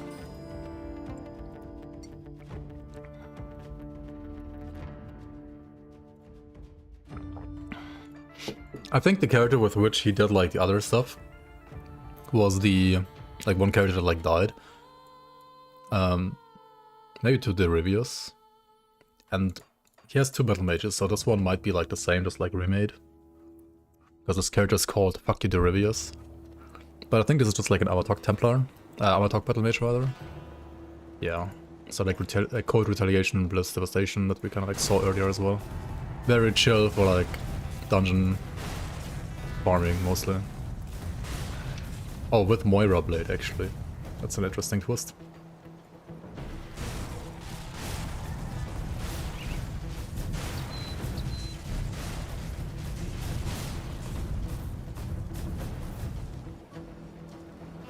Good, you're back. Man, I really wish that Twitch would send a reminder for you out and had to remind me to raise up. Appreciate 45 months, DMT. Welcome back, thanks for the Prime. Yeah, Prime doesn't like automatically renew itself. I mean, Twitch wants people to use actual subs that cost money, right, and not Prime most of the time. That's why I think they don't remind you of like using Prime at all. They will only remind you of like, or like they won't even remind you. They will just like automatically refresh your non-Prime subs. But the Prime one you have to like always press yourself manually, right? Oh, there's a reason why, right? There certainly is a reason why.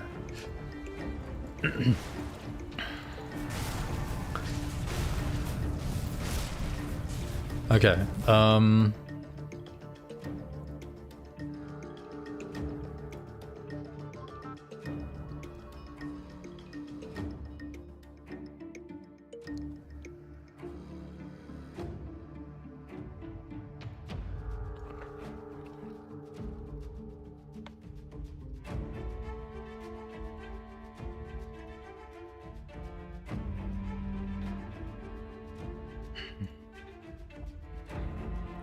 Okay, so like back when I said like there's gonna be like prizes for top 3, I said it's gonna probably be like a Fangs of Asterkarn key. Obviously Fangs of Asterkarn is not here yet. However, I can give you like a key that I make myself, like a personalized key. And whenever Fangs of Asterkarn is like close, and whenever I'm gonna hopefully like get some keys from Zentai, you can then like redeem those keys for actual Fangs of Asterkarn key by like PMing me with the key that I'm gonna give you like now-ish, right? We could do it like that. And of course like rank 1 is getting like their Nemesis mobs, right? So like Medex and well, I guess there's gonna be 2 DES enjoyers now next season. Maybe we call them like Season 6 and Season 7 enjoyers or something like that, to distinguish them better. Can't wait to die to DES Enjoyer 2.0, yeah. Is March like a reasonable expectation date for Fangs of Asterkarn release? I think it's more like May, maybe. I think first quarter is probably not gonna happen anymore. It's more like second quarter. So I would have to guess, if I had to guess, I would say like May, April, May, maybe. I mean, it could still be March, I don't know. The only thing we know is it's gonna happen in 2025, right? That's the only thing we know. And maybe, I mean, eventually, right? Eventually, there's gonna be a misadventure right? Eventually there's gonna be a misadventure, which will hopefully tell us the date, right? The next one is on February 10th, so we definitely know Fangs of Asterkarn is not coming out before February 10th. And probably also not like within the next couple of weeks after this, or like within the next couple of days after this as well, so definitely not January and definitely not February, right? I think March is still technically possible, but I don't know if they're gonna be that quick. I kind of doubt it. So I would say April, maybe May. I think like May, personally. Is there a global chat for this game yet? There is if you play the seasons. Season 7 was live up until like 3 or 4 hours ago. So there is no longer a global chat now, but whenever there's a next season, there's gonna be another global chat. It's like one of the selling points to like play the community seasons. If you want to know more about it, I guess here it's like some information about that. And the next season is gonna start when the Fangs of Asterkarn patch, like expansion releases basically, or like shortly after that rather. That's the plan at least. Twitch chat is global chat. I mean,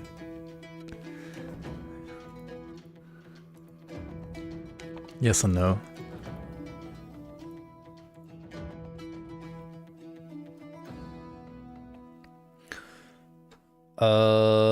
Yeah, so do you what are your names on Discord?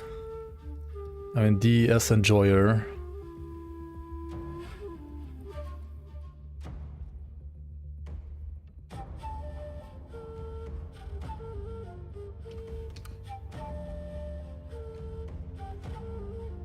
It's probably called DS Enjoyer, right? MadX is probably called MadX. And who else won? I mean, Ollie. What's your name on Discord? Ollie2K. K22 or Ollie underscore TF. I think you were in chat earlier here.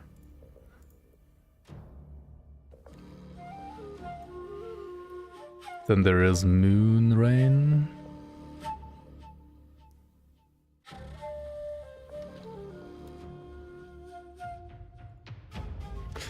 Moonrain is a Giga chat, dude. Like, he's doing the Korean translation. I think. Actually, no. Wait. No, that's not Moonrain. Wait. Who's doing the Korean translation? Wait, hang on. No, it's not him, actually. No.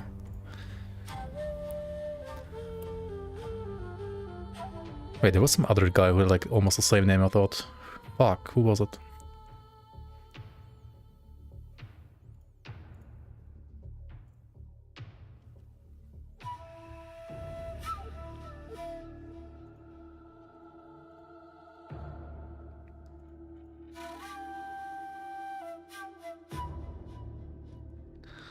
Alright, that's gonna be fun as well.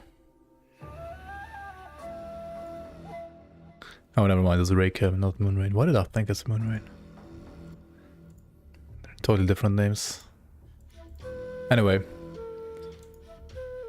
That's Moonrain. Enforcer. Fuck, he's not called Enforcer in Discord. Okay, Enforcer and Audi, I need your names on Discord, ideally.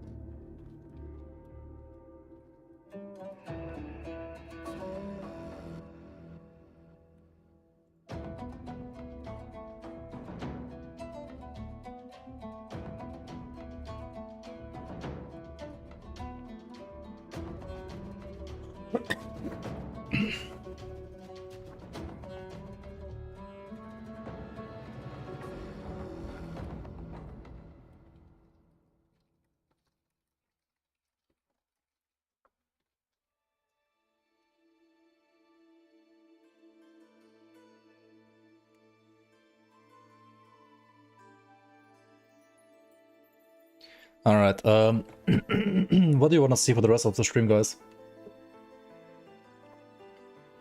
Should we try the new official, like, current patch and see, like, what the best, like, new leveling builds are? I kind of want to start with that at some point. There is also a new playtest for Fangs of Asterkarn live, yeah. Which was like mostly bug fixes and some changes here and there, some new items here and there. Drain essence leveling. Aye.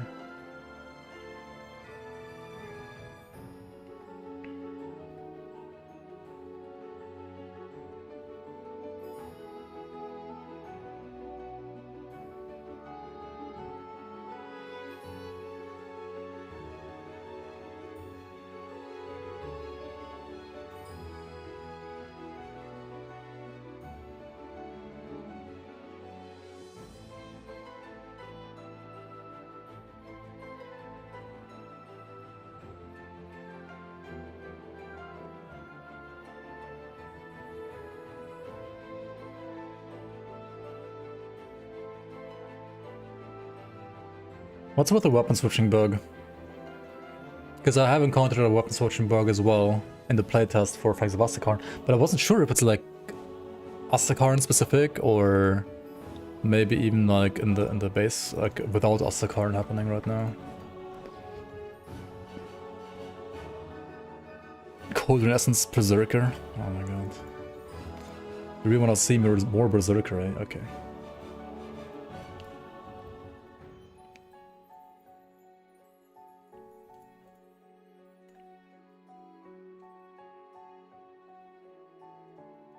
Okay, that's maybe... I'm gonna split the live stream maybe. On YouTube at least.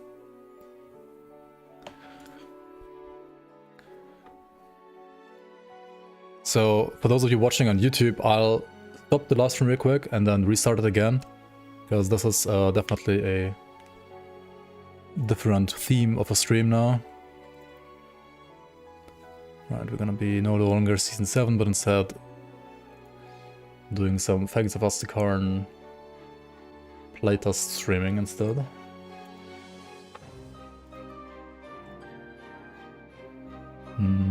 Okay, let me fix it real quick. Yeah. See you around in a